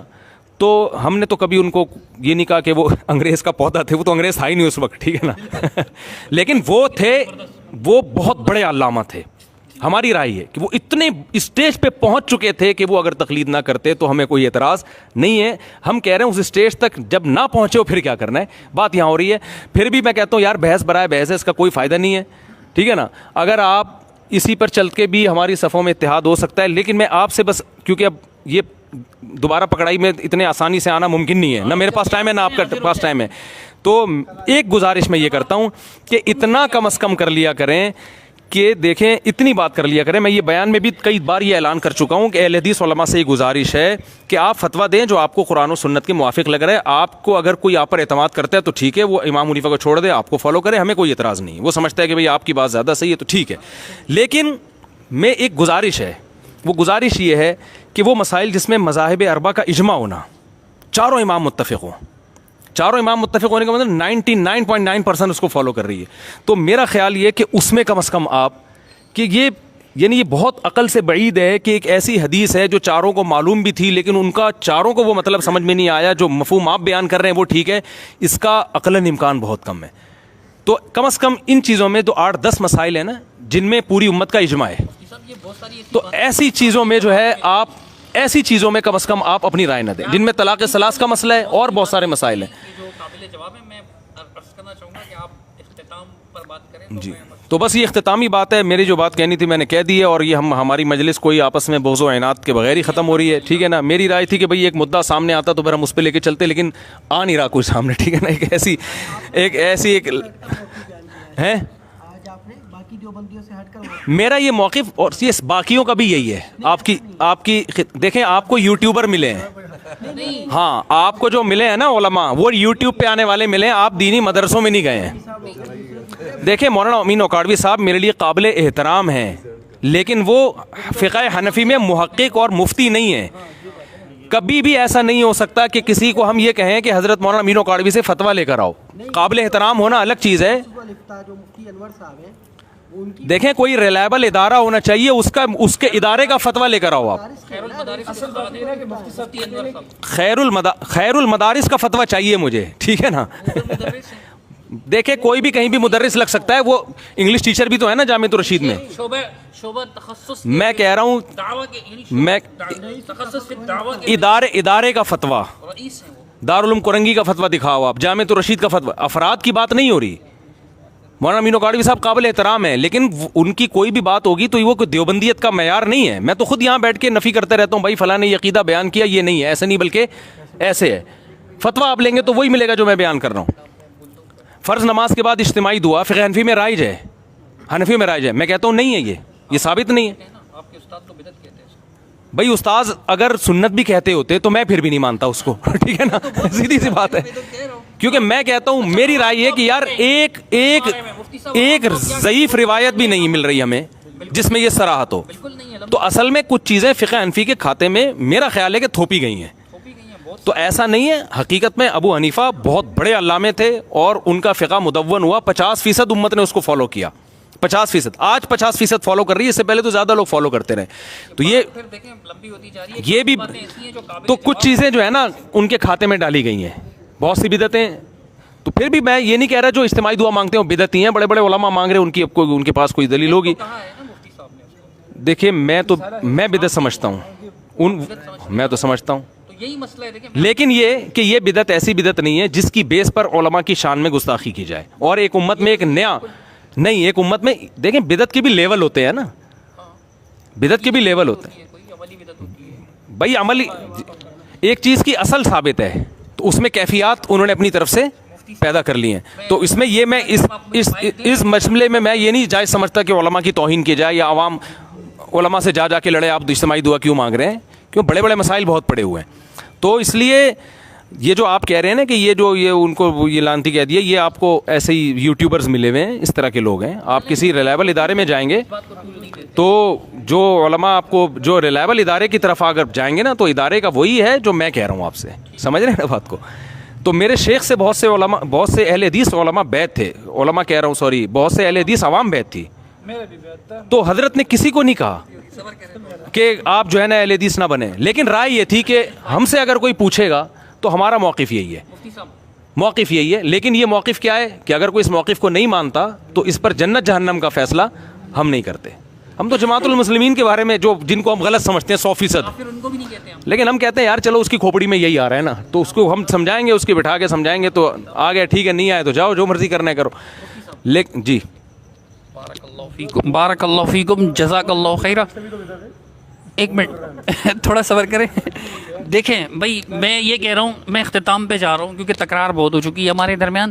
تو بہت ساری باتیں ایسی ہیں مفتی صاحب کی جو میرے لیے مطلب ایسے نہیں کہ میں ان کو تسلیم کر کے جا رہا ہوں, مطلب اس میں مجھے اختلاف ہے, لیکن وہ اختلاف بہرحال کفر و شرک کا نہیں ہے. پھر میں یہ عرض کر رہا ہوں, جہاں تک بات ہے کہ بھئی ادارے سے اس طرح کے فتوے نہیں ملے ہوں گے, تو میں اداروں کی بات نہیں کر رہا ہوں, کتابوں میں ہے, اور وہ بھی ادارے والے ہی ہیں. ٹھیک ہے, مفتی تقی عثمانی صاحب بہت نرم گوشہ رکھتے ہیں, مولانا سرفراز خان صاحب بہت ہی تمیز سے بات کرتے تھے, اور اختلاف آداب کے دائرے میں, اختلاف کے بھی آداب ہیں, اس کے دائرے میں رہ کر کرتے تھے. ٹھیک ہے, ہماری طرف بھی کچھ ایسے لوگ ہیں جنہوں نے یعنی آداب, اختلاف کے جو آداب ہیں اس کے دائرے سے نکل کر گفتگو کی ہے. بسا اوقات ہم سے بھی غلطیاں ہو جاتی ہیں. تو میں یہ عرض کروں گا آخر میں کہ نہ قرآن و حدیث پر عمل کرنا کوئی گمراہی نہیں ہے, اور اختلافات کی کثرت ہے یا جو آپ کہہ رہے ہیں کہ علماء حدیث میں, ایسا بھی نہیں ہے الحمدللہ. چونکہ میں بریلوی تھا اور میں نے تحقیق کی الحمدللہ, جب میں اسکول کا اسٹوڈنٹ تھا تب میں نے ان مسائل پہ غور کرنا شروع کیا, اور الحمدللہ پھر میں نے یہ قرآن و حدیث کو اتباع کرنا شروع کیا, قرآن و حدیث کی پیروی کرنا شروع کی, اور باقاعدہ پھر الحمدللہ اساتذہ کرام سے علم بھی حاصل کیا, اور اللہ تعالیٰ مجھے طالب علم ہی رکھے ساری زندگی, اب بھی علم حاصل کرتا رہتا ہوں, اور کرنا چاہیے, علماء سے استفادہ کرتا رہتا ہوں. بس میں آخری گزارش یہ کروں گا, یہ جو فتوے کی زبان میں گفتگو کرتے ہیں نا کہ بھئی یہ گمراہ ہیں, یہ وکٹورین ہیں, یہ فلاں ہیں, یہ فلاں انگریز کا پودا ہے, ایسا ہے ویسا ہے, یہ سب باطل پروپیگنڈا ہے, اور مفتی صاحب اس میں ہمارے ساتھ اتفاق کرتے ہیں. قرآن و حدیث کی اتباع ہماری آخری دعوت ہے, اور جو معاملات ہیں وہ پھر اپنی جگہ پر بات لمبی ہوتی جائے گی. میں نے کہا کہ بہت ساری باتیں قابل جواب ہیں, کبھی ضرورت محسوس ہوئی تو انشاءاللہ میں جواب بھی دوں گا. یہ میں ریاکاری کے لیے, شو کے لیے نہیں, بس اپنی محبت کے اظہار کے لیے اپنے بھائی کے لیے تحفہ لایا ہوں, مفتی طارق مسعود صاحب کے لیے عطر, اور مجھے خوشی ہوئی کہ انہوں نے قبول کر لیا. تو ایک بات آخر میں مجھے بھی کرنی ہے, یہ مائک کروں گا, لیکن مزہ نہ آئے تو پیسے واپس.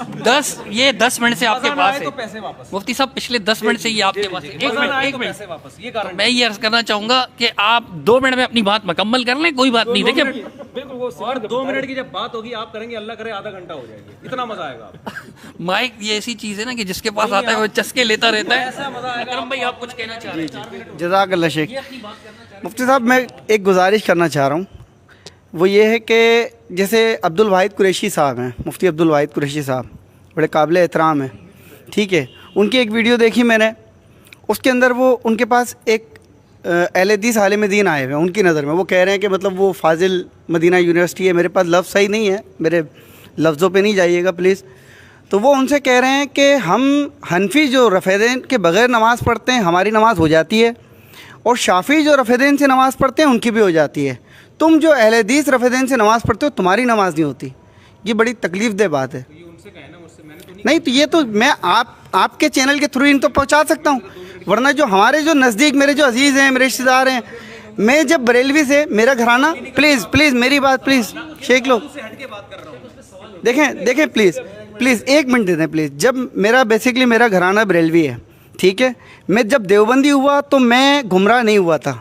جب میں تحقیق کر کے اہل حدیث ہو گیا, مجھے اہل حدیث صحیح لگنے لگے, اہل حدیث معاملات مجھے اچھے لگنے لگے, ٹھیک ہے, تو جب میں گمراہ ہو گیا ہوں. یہ ایک بہت بڑا اہم مسئلہ ہے, پلیز اس کو ذرا سا آپ دیکھیں. جزاک اللہ. دیکھیں یہ جو آپ کا اہم مسئلہ ہے, آپ کا گھریلو مسئلہ ہے, ابھی اس ٹاپک پر تو پھر تو بات سے بات نکلے گی. دیکھیں اختلافی مسائل میں تو کوئی بھی کسی کے رائے کو فالو کرے, ٹھیک ہے. کچھ مسئلے اجماعی ہیں جن میں ہم نے سب پہ چلنا ہے. یہ بتائیں 4 شادیاں اتفاقی ہے یا اجماعی ہے؟ تو پھر کیوں نہیں کیا آپ نے 4 شادیاں؟ میں کہتا ہوں یار اس مسئلے کو چھوڑو, رفع الدین اور آمین زور سے کرو, آہستہ کہو, صحابہ میں سب ثابت ہے, رفع الدین کرنا نہ کرنا سب ثابت ہے, لیکن مجھے ایک صحابی دکھا دو جس نے ساری زندگی ایک بیوی پر اکتفا کیا ہو, اور یہ جو مسئلے ہیں نا کہ جو بیوہ عورتیں کا بیڑا غرق ہو رہا ہے, ٹھیک ہے نا, بیوہ عورتوں کو, طلاق یافتہ عورتوں کو, عورتیں بھی تو آدھی زیادہ آبادی خواتین کی ہے, ان کو اس کی قطعاً ضرورت نہیں ہے کہ آپ آہستہ کریں یا زور سے آمین کہیں, ٹھیک ہے نا. ان کو ضرورت اس کی کوئی ان سے مرد کا بچہ ان سے کوئی ہے نا شادی کرے. تو آپ سے میں گزارش کروں گا کہ یہ مسئلہ کبھی بھی حل نہیں ہونے والا جو جس پہ ہم لے کے بیٹھے ہیں, کیونکہ ابھی دعویٰ ہی منعقد نہیں ہو کے دیا کہ دعویٰ ہے کیا, ٹھیک ہے نا, مجھے تو صحیح ہے نا, وہی چلتا ہے, وہ تو قیامت تک لا حاصل جنگ چلتی رہے گی, ٹھیک ہے نا. تو میرا خیال یہ ہے کہ جتنے آپ یہاں بیٹھے ہوئے ہیں نا, کم از کم میری مسجد میں آنے کا, تحیت المسجد تو ویسے تو 2 رکعتیں ہوتی ہیں لیکن تحیت المفتی مولانا طارق مسعود صاحب یہ ہے کہ آپ لوگ عزم کر کے جائیں کہ کسی کنواری بیوہ کو ٹھکانہ دیں گے, ٹھیک ہے نا, دوسری شادی کریں گے, عدل بھی کریں گے. یہ مسئلہ میرا خیال ہے منصوص مسائل میں تو تقلید نہیں ہوتی نا, صحیح ہے نا. اگر کوئی عورت اس طرح آپ کو ہو تو پھر ہم تیار ہیں انشاءاللہ. 2 بیوہ ابھی میں تیار ہوں انشاءاللہ. آرڈر پہ بھی بیوہ کروایا جا سکتا ہے. بالکل میں تیار ہوں. مذاق کر رہا ہوں, ایسا نہ ہو کہ کوئی اس کو سیریس لے.